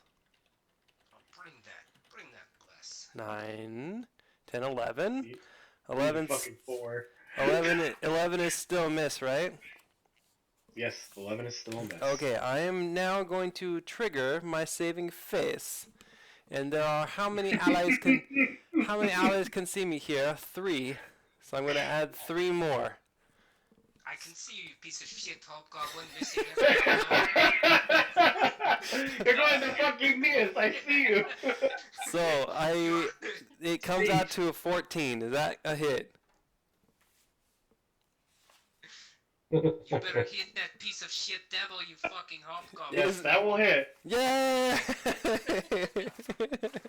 Fantastic. All right. Whew, hobgoblins. Okay, Saving phase. so I Saved cast you. it. Yes, it did. Of course it did. I cast that at second level, so that is 4d8s coming at you, bro. 48's coming at you, brother. Ooh yeah! Do it. A big 14. Yeah? All right. And if that doesn't finish it off, I need a dexterity save for the bird. It's gonna spit more hot fire at you. You don't have to, because it is super fucking dead. Yes. And you guys have completed my demon puzzle. 11 more lightning damage on top just for fun. Right. Hale, give me a dexterity save. No, I can angle it away from him. Shut up. My bird is smart like that. Bird smart. You must die in all campaigns. All right. As you finish this, the demon screams out, "No! I was so close! No! Ah!" He burns away. Yes, fucking die. This demon. All right. That is what you We get. win. Let's get the fuck out of here.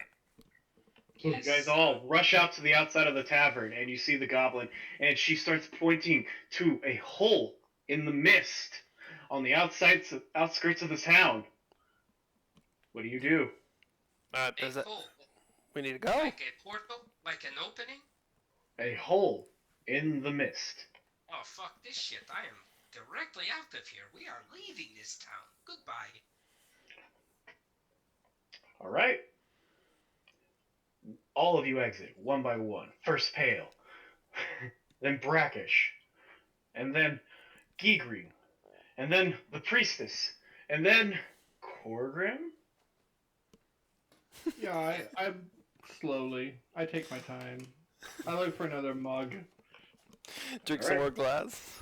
Corgrim, as you are the last person who goes through, the mist closes up behind you, and all of you get about 10, 20 feet away from this, what is the outlining of this village, and you hear it go pop, pop, pop, pop, pop, and bright lights are shining from inside of this fog on on the opposite side, and you guys seem as though you're shielded from this. And it goes pop, pop, pop. The village is gone. There's a crater where it was. Oh. The village has disappeared. A puff of smoke.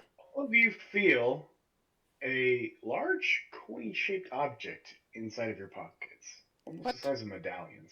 What? I pull it out and look. Yes. What's this? Oh dear. You have a coin that is worth 25 souls. 25 souls? 25 Yeah. souls. Each of you do. Wow. Telepathically, you all hear a word inside of your head, a sentence. It's good doing business with you. Nice. And we What walk are those? away. We walk away into the Whoa, sunset. whoa, whoa. What are those? What are those in your hands? If you listen very closely, you can hear screams and wails. Oh shit. Sounds a bit like home, like the slaver pits. Oh, that is true. I am quite used to the wailing of those less fortunate than myself, you pieces of garbage. Stay in your coin. Are those my townsfolk? What? Did you No. turn them into soul coins? Is Why? that what this all was? Quiet, priestess, or you will be within one of our All of them are coins dead. My You coin killed said. all of them. Mine says E pluribus Balthazar. Oh dear. My village is gone. I like. It's funny. It's almost like you're not saying thank you. We totally saved everything, right? She passes out from shock. So Well, I guess we you take her guys- with us. you guys just all made it to level 4, and Woo! you all gained a bunch of soul coins. Now, Enough soul coins that represented the townsfolk. All Nice. 100 of them. Well, I minus take- one goblin. I And we take have a- 2 soul coins and I place them over the eyes of the sleeping goblin. You try to, and as you do, the soul coins heat up and start to burn your skin if you do that. Drop it onto her? Okay, she instantly wakes up because 2 burning hot soul coins just landed on her face. And the weight of it is so strong that it crushes her head. Oh god. She is dead. Oh my Jesus. Wow, You that is instantly powerful murdered. weapons. Sorry, I'm a completionist. God, Yeah. well, she could have been a So- good slave. God damn. So all of you, your lawfulness, evilness, it's dropped significantly. All of you are now evil. And that goblin was, well, I'll explain it this way. The coins weigh more based on your good level. All of you are evil, so they weigh coin size. But for anybody who is good, it is 50 pounds. And you just dropped 50 pounds. Well, 100 pounds onto her face. Ouch. This is the fucking thanks we get. We're trying to save shit. Now we're evil. God damn. You know, since I have in gone to mind. Amar, it appears that the more lives I save, the more lives I take. Yeah, that's how it works. Win some, you lose some. Hey, good game, everybody! You're all evil now. Yay. Good job. Well, You're all in great friends with devils and in good company. I the was grung is Good on night, you. everybody. The grung is on you. I stuck it out awfully. agree. Neutral, you know. All right. I- Well, I'm gonna forge these coins into a sword or something. Hell yeah. Hell yes. I see what you did there. All You right. hear the screams of the coins saying, "No!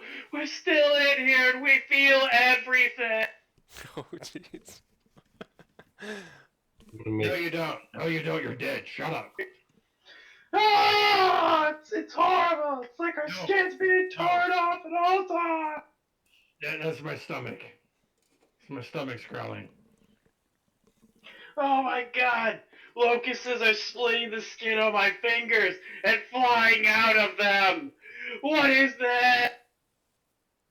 No. This is your own personal nightmare. You have deserved